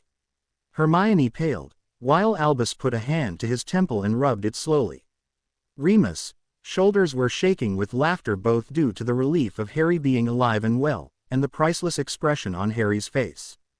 Shall we take this discussion elsewhere? The hospital wing's probably not the best place to talk, Remus suggested after he had recovered. Yeah, but I suggest that everyone who needs informed of the events be gathered just now. I'd really rather not have to repeat it several hundred times, if it's all the same to you. You want me to inform Fudge? Yeah, I believe that the minister and I have some rather important matters to discuss, Harry said coldly. Indeed. In the meantime, will you be retrieving Miss Weasley and the others? Yeah, I guess that every Weasley will be wanting to come too. Is that all right? Of course, the more the merrier. For tonight we will celebrate. Right. By the way, what time is it? 8 a.m. Remus chipped in. Right, I'll be back in a couple of hours. As there isn't any rush. Very well, Harry, we will begin gathering people. There will also be a press conference later on today. Better change before I go anywhere, Harry muttered. Hermione handed him a set of robes. Thanks. Harry took a portkey to the burrow first, landing silently. He saw that everyone was still asleep, except for Ginny, who was cradling Sam, whispering something to him. Leah and Andy were in a cot beside her, both fast asleep and content. Gin, Harry whispered, touching her shoulder gently. Harry, Ginny said, immediately turning to key him. I missed you so much, she said, resting her head against his shoulder. Sam was quite content to lie where he was, being cuddled by both Harry and Ginny. I missed you too, Harry said honestly, sitting down on the sofa. Ginny sat next to him after putting Sam back in his cradle, putting her arms around him and hugging him. Molly smiled as she walked into the living room. Harry and Ginny were curled up together on the sofa, both sleeping soundly. The triplets were fast asleep too. Ron walked in as well, smiling and shaking his head at his best friend and his little sister. It seemed all too soon before Harry stirred, waking Ginny along with him. Good morning, you two. Sleep well, Molly said, a little teasing in her voice. Harry just smiled as he replied. Perfectly, thank you. What's for breakfast, Mum? I'm starving. Ginny yawned. It'll be ready in a few minutes. Would you like some breakfast, Harry dear? Yes please, Molly, Harry said. The peace was broken by Leah's piercing wails as she woke up. Hey baby girl, Harry crooned as he picked her up. Her cries lessened as Harry spoke softly to her, hugging her to him. He had missed them all so much. As she drifted back to sleep, he placed her back in her crib and soothed the other two, who had taken their cue to wake up and start wailing, though nowhere near as loudly as their sister. After breakfast, Harry portkeyed to his aunt's house in Privet Drive. He was met by a huge hug and a weeping Aunt Petunia. "I'm so proud of you," she sobbed into his arms. "Thanks, Aunt Petunia." "Oh, come in, come in." "Thanks." Harry followed her into the house that had been a nightmare for him. Without the presence of Vernon Dudley, it was much more welcoming. He found that the house had been redecorated and that there were pictures on display, wizarding pictures. He smiled as he saw the pictures of him and the triplets. "Your girlfriend sent me those. I didn't have very many, and well. Trust Ginny." Harry smiled, spotting the picture of him asleep, surrounded by his children. "How are they?" "They're fine. They're crawling everywhere now, and getting big. I would love to see them." "Why? Do you want to come back to Hogwarts?" "I think there's going to be a very big party tonight. Then there's the press conference taking place today as well. That guarantees to be very interesting." "Why?" "Because the Minister for Magic is an incompetent fool, and he is showing up today. Needless to say, I have a bit of a bone to pick with him." "Why?" "He's the one that decided to give me children." "Oh, do you want to come?" "You're more than welcome to. Dudley as well, if he wants to." Yes, we'd like that. Thank you." "When do we leave?" "Well, we'll be going to the Burrow first to pick up the Weasleys and the triplets. Then we'll be heading up to Hogwarts. I said that I'd be back in an hour or two. That was 2.5 hours ago, so we'd better go as soon as possible." "Right. I'll be ready in 5 minutes. Dudley, we're going to Hogwarts. Darling, get ready. And wear something nice." "Yes, Mum," Dudley replied. Harry wandered around the living room while he waited, wondering what the future held. He knew that he would be welcomed with open arms by the Ministry should he become an Auror, but that was appealing less and less to him. He wasn't sure that he wanted to work for a ministry that had wanted to exploit him for both good and bad. Besides, he didn't want to be chasing dark wizards for the rest of his life. By the time Harry, Aunt Petunia and Dudley arrived at the Burrow, all the Weasleys and the triplets were ready to head to Hogwarts. It had been arranged that there would be 3 portkeys to take them straight to the headmaster's room. "Ah, Harry, there you are. There has been a most impressive turnout for the press conference."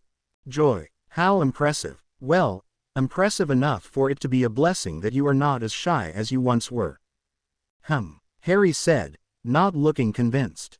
"Why don't you go down to the Great Hall?" Professor Dumbledore suggested to everyone but Harry. They all agreed, and left moments after. "I'll see you down there," Ginny promised, keying him softly. "Yeah, I love you. I love you too. Now go before Grandad resorts to throwing you out." Ginny giggled at the thought, and went after Molly and Aunt Petunia, who were both cooing over the triplets. "Harry, I want to give you something. It's been in the family for generations. It is a sign of adulthood, responsibility and honor. It was traditionally given on graduation from Hogwarts. However, I feel that you have earned yours several times over." The headmaster handed over a slightly worn velvet box, which Harry opened silently. His jaw dropped as he surveyed the contents of that small tattered box. Carefully, he lifted the pin from the box. It was stunning. The sword crossed with a wand and wreathed in ivy shone bright gold. "Incredible," he muttered quietly. "It is rather beautiful, isn't it?" Harry nodded, still shocked. "You should probably go and get ready, Harry. The press conference will begin shortly." "Right," Harry said, snapping out of his stupor. The entire crowd fell silent as Harry and Dumbledore walked in. As soon as they were seated at the head table, however, the place erupted with cheers and shouts. It was so loud that Harry had to suppress the urge to clamp his hands over his ears. Instead, his eyes sought Ginny, who was frantically trying to calm the triplets. "Owl," he mouthed to her. She nodded and handed them the small fluffy owl. She smiled gratefully as they calmed down, helped by the fact that Harry had held his hand up to quiet the audience. "Thank you," he said, his quiet voice carrying easily through the silence. "Well, I expect by now that you've all heard that Voldemort is dead," Dumbledore said, smiling at his great-grandson. The press conference lasted for longer than Harry had imagined. He was glad that he had had the sense to buy comfortable dress robes. Most of the questions were directed at him, with a few for Dumbledore and absolutely none for Fudge, who had taken the seat next to Harry. No matter how much he tried, Fudge just couldn't steal the limelight from Harry.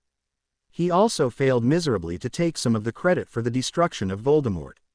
Needless to say, by the end of it, Harry was wishing that the minister would just disappear, preferably forever. Instead, the idiot stuck close to Harry, making a show of it for the reporters. The last straw was when he followed Harry to where the Weasleys, his aunt, cousin and the triplets were. "Minister Fudge," he said, still smiling, though his voice was less than warm. "Yes, Harry." The minister's sickly sweet smile was enough to make Harry want to retch. "May I speak to you, outside? I see no reason for us to take this outside, there's nothing wrong with where we are." "Whatever you wish," Harry shrugged. "It really makes no difference to me." The minister had apparently begun to notice that Harry wasn't in the best of moods, and was looking decidedly nervous. "Can it wait?" he asked somewhat squeakily. "No, I believe it has waited quite long enough," Harry replied coldly. "Perhaps outside is best." "I think so." Outside, it was blissfully warm and sunny, but Fudge was too worried to pay much attention. Harry, despite being only 17, was extremely powerful, he knew. He had just killed one of the most powerful dark wizards ever seen, and was perfectly fine. "Harry, tell me, Minister, who gave you the right to play God?" Play God, my children," Harry hissed, his green eyes alight with anger. He had waited too long for this. Under his breath, he muttered a recording incantation. About that, it was, well, impractical to put all of the responsibility of winning this war on your shoulders alone. Impractical. Let me tell you about impractical, Minister. Impractical is playing God and creating children without prior knowledge or consent from either parent. Impractical is expecting those children to grow up as ministry pawns with the weight of the world on their shoulders. Impractical is testing those 3 children for signs of them being useful to you, and pushing them aside when you decided they weren't. That was the biggest mistake of your career. What did those 3 babies do to you? We didn't mean for there to be 3 of them, that was nature's input. And that is supposed to make it better. So if it had been up to you, there would have been 1 child with the weight of the world on their shoulders. Did you really distrust me that much? Besides, the prophecy was pretty specific that it was up to me, whether you wanted it to be or not. Prophecy? Oh, you haven't heard it, Harry mocked. Then what, pray tell, made you believe that my children would be any more likely to kill Voldemort than anyone else's? Fudge now looked worried and wary. What good will it do, Harry? What's done cannot be undone. Oh no, you don't get out of it that easily, Harry warned. Well, I may have known about your, status, Fudge confessed. One black eyebrow rose gracefully as the young man watched the Minister of Magic squirm. You may have known. Either you did or you didn't, Cornelius, and I suggest you tell the truth. Well, when you were born, the hospital was subject to a number of strange occurrences. The ministry hushed it up and carried out several tests. It was suspected that you were an elemental. I obviated those who had known. I didn't want Voldemort knowing that an elemental had been born. I was sure of it. But last year, when you were supposed to come into your powers more fully, I did some other tests. They showed nothing unusual about you. I simply put the events of the past down as flukes. Then it is a very good thing that I concealed my gifts as soon as I learned of them, isn't it, Minister? Harry was inwardly seething, despite his cool and collected exterior. You concealed them? Of course I did. Why take the chance of Voldemort finding out? Did it never occur to you that the information you held was vital? You were sure that I was an elemental, so why not train me to use my powers?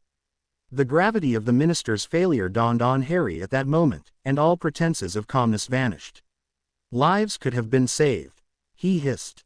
I did the right thing, he said stubbornly. No, you did what happened to be in your own best interests, Harry said, loosing his rage as his fist connected to the Minister for Magic's jaw so hard that he fell backwards, clutching his jaw and whimpering. Arrest him, he screeched. A couple of Aurors, who had been standing at the entrance, walked over. They looked to be suppressing smirks. Sorry, Mr. Potter, but we are obligated to arrest you. One said, looking distinctly uncomfortable. Sure, it's been a while since I saw the Wizengamot anyway. Harry said, a small smile playing over his face. If you'd be so kind as to give me a few minutes to tell my family where I'm going. Of course, Mr. Potter, we'll have to escort you, though. Naturally, Harry said, strolling away from the fallen minister. The two oars followed, not caring that their boss was lying on the ground, wincing in pain. They knew as well as Harry did that it was the very least of what the minister deserved. Ginny watched as Harry came in, smiling despite the fact that he was being shadowed by two oars. Harry, what's going on? She asked. Oh, I've just been arrested. Harry said casually. What? I'm just going to make the announcement to the press. Harry. But Harry was already walking away, striding purposefully towards the head table. His smile never faltered, despite the fact that he hated being in the spotlight. Ladies and gentlemen, I would like to thank you for coming today, however, I am afraid that I must be going now. Where are you going, Mr. Potter? Ministry holding cells, I imagine. Harry replied, perfectly straight-faced. There were gasps and shouts of outrage. You got yourself arrested, Hermione asked in horror. Actually, I believe Minister Fudge was the one who ordered my arrest. Harry smirked. Fudge would rue the day he messed with Harry Potter. What happened, Mr. Potter? I guess he didn't appreciate being punched. Harry said innocently. Ron whooped loudly. Good for you, mate. It's about time someone did. Thank you, Ron. Why did you punch the minister, Mr. Potter? Cornelius Fudge has always been a fool. He has proved this several times, first of all when he denied Voldemort's return, then again and again ever since. As all of you no doubt know, last year he came up with the idiotic idea of creating children to fight Voldemort. Then when he decided that my power had not been passed on to my children, he cast them aside. It had been his plan to raise them as some sort of specially designed soldiers, their one and only purpose being to destroy Voldemort. As it turns out, he is so inept that when doing this in hopes of one child, he got 3. When I found out that I was a father, I assumed that Fudge had thought that my children would be more suited to this task because of a certain prophecy made, but it turns out that this was not the case. It turns out that Fudge has known, more or less since my birth, that I am an elemental. Rather than have me trained in my powers, he chose to keep me in the dark. That choice very well may have cost lives. He's lying. Fudge squealed, stumbling through the door. And just why would I do that? Harry asked, his voice icy cold. You're in league with you-know-who. You're after my position. You want power. Harry let out a bark of laughter, his eyes dark with fury. Tell me, Cornelius, how you came to the assumption that I am in league with a thing that died by my own hand. We have no proof that he is indeed dead. Harry looked astounded, and shook his head in exasperation. I don't have time for this, I have an appointment with the Wizengamot. Grandad, would you please take Cornelius to the room of requirement for his proof, and take one reporter from the Daily Prophet, after they have been searched for cameras. Someone trustworthy. Dumbledore nodded his agreement as Harry made his way back to where Ginny was standing. Harry, she said, in a long-suffering voice, did you have to get yourself arrested? If Fudge wasn't such a git then no, I wouldn't have had to. Don't worry, how bad can it be? Knowing Fudge, a term in Azkaban. Ginny muttered darkly. Not going to happen. Fudge would be committing political suicide. People are already displeased with him. You mean you actually thought this through? You sound surprised, sweetie. Harry pouted. I'm proud of you, she said softly. Thanks. He's gone at last, now all we need is a decent minister and life will be perfect. Harry grinned, lifting Ginny up and hugging her tightly. She giggled and keyed him, unaware of the flashbulbs popping behind them. Dada, Andy said, making Harry's grin grow even wider. He said Dada, he told Ginny, looking astounded. You'd better teach him to say mama then, hadn't you? Ginny replied as Harry scooped up his son and held him close to his chest. He hugged his other 2 children before turning back to Ginny. I'll see you soon, he promised. Dada, Andy repeated as Harry gave Ginny another hug. We're never going to get any peace, now. Ginny groaned. And we did before. Good point. Harry grinned before sighing softly. Guess I'd better go. Love you. Love you too. And try not to be too long. Harry stood before the assembled Wizengamot, his head held high. Dumbledore arrived part-way through, along with a pale Minister Fudge. I would like to drop the charges. He stuttered, looking small and scared. Unfortunately, Cornelius, you cannot withdraw a charge as is done in Muggle law. Mr. Potter will be tried. But I am the Minister for Magic. Be that as it may, the law cannot be changed in the blink of an eye. Either we try Mr. Potter now, or he is kept in a ministry holding cell until you change the law, which could take months. Harry was beginning to like Madame Bones very much at this point, especially when she rolled her eyes as soon as his back was turned. Very well, Fudge muttered, taking his seat. Everyone turned to watch as Harry's charges were read out. Harry James Potter, you are charged with assaulting the Minister for Magic and with resisting all attempts to restrain and arrest you. How do you plead? Guilty to the first charge, but not guilty to resisting all attempts to restrain and arrest me. Very well. Do you call any witnesses? Yes, I would like to call the 2 Aurors who brought me in. Aurors are not permitted to stand witness in trials such as this, Mr. Potter.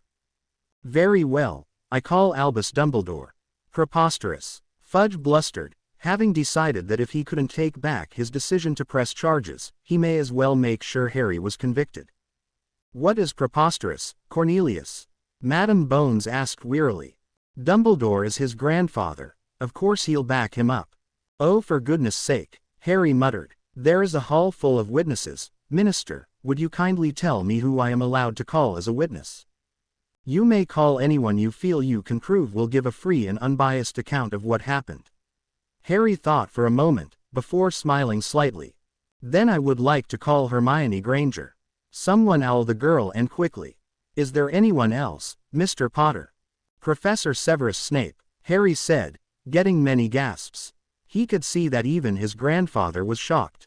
Indeed, Madame Bones nodded and smiled. It was only a matter of moments before Hermione and Snape arrived, both looking somewhat bemused. You have both been called as witnesses for Mr. Potter. Miss Granger, if you could take the stand. Hermione nodded somewhat nervously, shooting a glance at Harry, who smiled. At her. Miss Granger, what did you see tonight with regards to Mr. Potter's assault on the Minister of Magic? Well, I didn't see him punch him, but all night, Minister Fudge was following him around all night. I was not. Cornelius, let the girl speak. Madame Bones said. Thank you, Madame Bones. As I was saying, the minister was following Harry wherever he went. It's no secret that they do not exactly like each other. There were a few titters from the members of the Wizengamot as she said this. Harry was getting annoyed at being trailed. When the minister wouldn't leave him alone, I believe Harry asked to talk to him outside.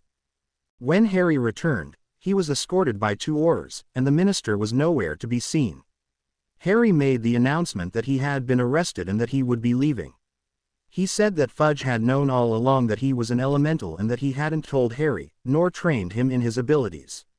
Instead, he left everything to Harry. He seems to do a lot of that. Was that everything, Miss Granger? No. When Harry told everyone that, Fudge accused him of lying.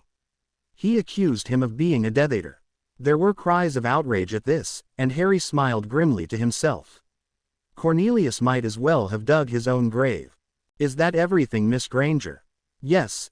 After having shooting down the minister's accusation, he came here. Very well. Professor Snape, is there anything you disagree with in Miss Granger's testimony? Do you have anything to add? No, Madame Bones, Miss Granger's account is accurate to my knowledge. I have nothing to add, Snape said, looking as if it pained him to agree with a Gryffindor. Mr. Potter, do you have anything to add? Yes, I recorded my conversation outside with the minister, as well as my announcement to the press. Harry produced his wand, laying it on the table in front of him and muttering the spell to play back the recording. The court listened in shock and horror to the conversation between the minister and Harry.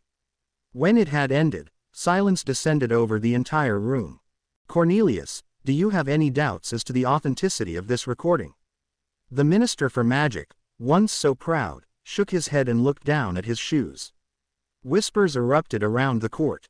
Silence. Cornelius, did you receive proof of you-know-who's destruction? The entire court seemed to hold their breath in anticipation as they awaited the answer. Yes. Everyone cheered in unison, though Harry couldn't be sure that all of them meant it. Then I believe, taking into account the extenuating circumstances of the assault, that I speak for everyone in this courtroom when I say that Mr. Potter is to be cleared of all charges. Hermione let out a sigh of relief, while Harry smiled softly. I'll see you back at Hogwarts, he told Hermione softly, as his granddad made his way over. Well done, Harry, you handled that well, thank you. I was just telling Hermione that I have a few things to do before I go back to Hogwarts. Ah yes, I believe that you have a few Death Eaters to reanimate. Yeah, oh, I forgot to get the rat from Moony. Here you go, Dumbledore said, producing said rat. Thanks Granddad, I'll see you all later, please try and persuade Ginny not to kill me when I do get back. I can try, but I promise nothing, Hermione said. Better than nothing, I guess. It only took Harry 5 minutes to reanimate the Death Eaters, watching as they screamed silently in pain. Thank you, Mr. Potter. I do believe that the Aurors can take it from here, Madam Bones said kindly. Harry looked over to see Alicia and Oliver making their way over to him. Acia immediately swept a rather bemused Harry into a bear hug. I knew you'd do it, she said, smiling brilliantly at him. Thanks, Oliver. When did you become an Auror? At the end of last year. What with the situation with you-know-who, I decided that Quidditch could wait. Besides, couldn't let the side down, could I? From what I hear, I missed some pretty great defense lessons.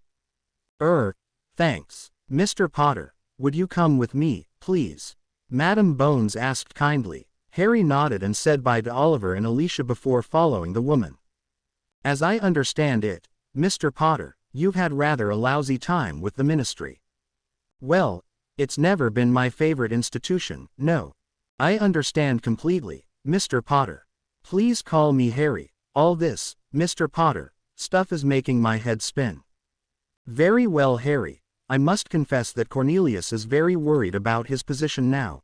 This is strictly off the record, you understand. He has given me permission to grant you compensation for previous grievances. I don't need more money, Harry said with a slight frown. I know, but you have to understand that Cornelius is desperate. He believes that in paying you off, he will regain public support again. It'll take more than that, Harry said. I know, and it is much more likely to have the opposite effect, that people see it as an admission of Fudge's failures. So why didn't you tell him this?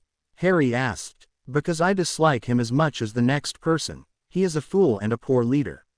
If we want to keep the peace that you have restored for us, we need to have a strong leader, someone like your grandfather. He won't take it. He loves Hogwarts too much, Harry said. I know. How about you? Me? Yes, you've already proved that you're a very capable leader, and with everything you've already done. Madam Bones, I'm 17. I may have fought Voldemort time and again, but I have virtually no experience of living a life in the wizarding world outside of Hogwarts. Believe me when I say that I would not make a good minister, yet, at any rate. Very well. Is there anyone you feel would be good for the position? Harry smiled after a moment of thought and nodded.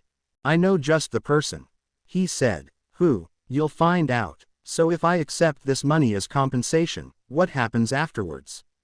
I expect that there will be call for him to step down as minister. After that, there will be a time for those people who are interested in the position to campaign. There will be a vote after 1 month. Right, okay, I'll take the compensation. Very well. In that case, I believe you are now the richest man in Europe, Muggle or wizard. How much compensation are you giving me, exactly? Well, 1,000,000 galleons for the incident with the triplets, 1,000,000 for defamation of character. I believe the compensation for Sirius Black's wrongful arrest, 2,000,000 galleons, goes to you as well. 10,000,000 galleons is a reward for capturing the Death Eaters and for destroying you-know-who. Okay, can you do me a favor? What is it, Harry? Stop it with this you-know-who rubbish. He's dead. His name won't hurt anyone. Very well, Voldemort. Thank you. Yes, Then there is the 500,000 galleon reward that goes with the Order of Merlin, first class, and finally, 500,000 galleons is an apology for the fact that Minister Fudge kept your abilities from you. 15 million galleons. Harry whistled. You certainly don't do anything by halves, do you? Certainly not, Harry. The wizarding world is safe now. Something that is worth every galleon and more, but I have a feeling that if I tried giving you any more money, you might protest. More? No way. 15 million is too much as it is. Nonsense. We shall have to agree to disagree, I'm afraid. Harry said. Shouldn't you be getting back to Hogwarts? Yeah, thanks for everything, Madam Bones. No problem, thank you. I did it as much for me and my family as much as anyone else. Harry admitted with a shrug. You'd better go. I'm sure that there will be several hundred reporters at the front doors. Oh joy. I don't suppose I could use the flow system. Sure, thanks. Harry stepped out of the fireplace in the headmaster's office, smiling as he saw that everyone was already there. After brushing the soot from his robes, he made a beeline for Ginny and the triplets. He key-ed Ginny soundly, despite the fact that her parents were in the room. When he pulled back, Ginny slapped him hard. Ow, that was for getting arrested. I don't care if you had a good reason. You'd better be glad that they let you off. Harry blinked at her before bursting out laughing. What? Ginny demanded, putting her hands on her hips. Harry risked a glance at Arthur and Ron, who were currently shaking in silent mirth. Molly watched them sternly, her hands also on her hips. Oh God, Harry gasped, holding his ribs. He didn't think he'd laughed that much for years. Sorry love, you just do such a good saber-toothed tiger impression. Ginny's face reluctantly broke into a grin. The next time you do that to me, Potter, you better hope that they do lock you up. She said before keying him. Dada, Andy squawked. Harry and Ginny stopped as they heard a crack. Leah was hovering one of Albus, whirring contraptions above her head, and was currently trying to bat it with her pudgy hands. Same one her daddy loved. Albus grinned. Huh. You used to do the same thing. Only you used to catch it and throw it, rather than having it hover.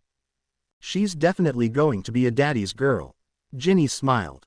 Just like you then. Molly grinned. Harry smiled as he watched and listened to his family chatting happily. Life was perfect. He wrapped his arms around Ginny's waist, sighing contentedly. This was what it felt like when things went right. Even if it only lasted a few years, he would treasure that time when he had a normal life. As normal as it got with almost year-old triplets at age 17.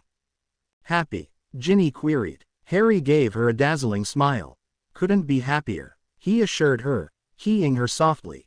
Good. To be continued. I hope you enjoyed this story. Also remember to subscribe and like this video. See you in the next video.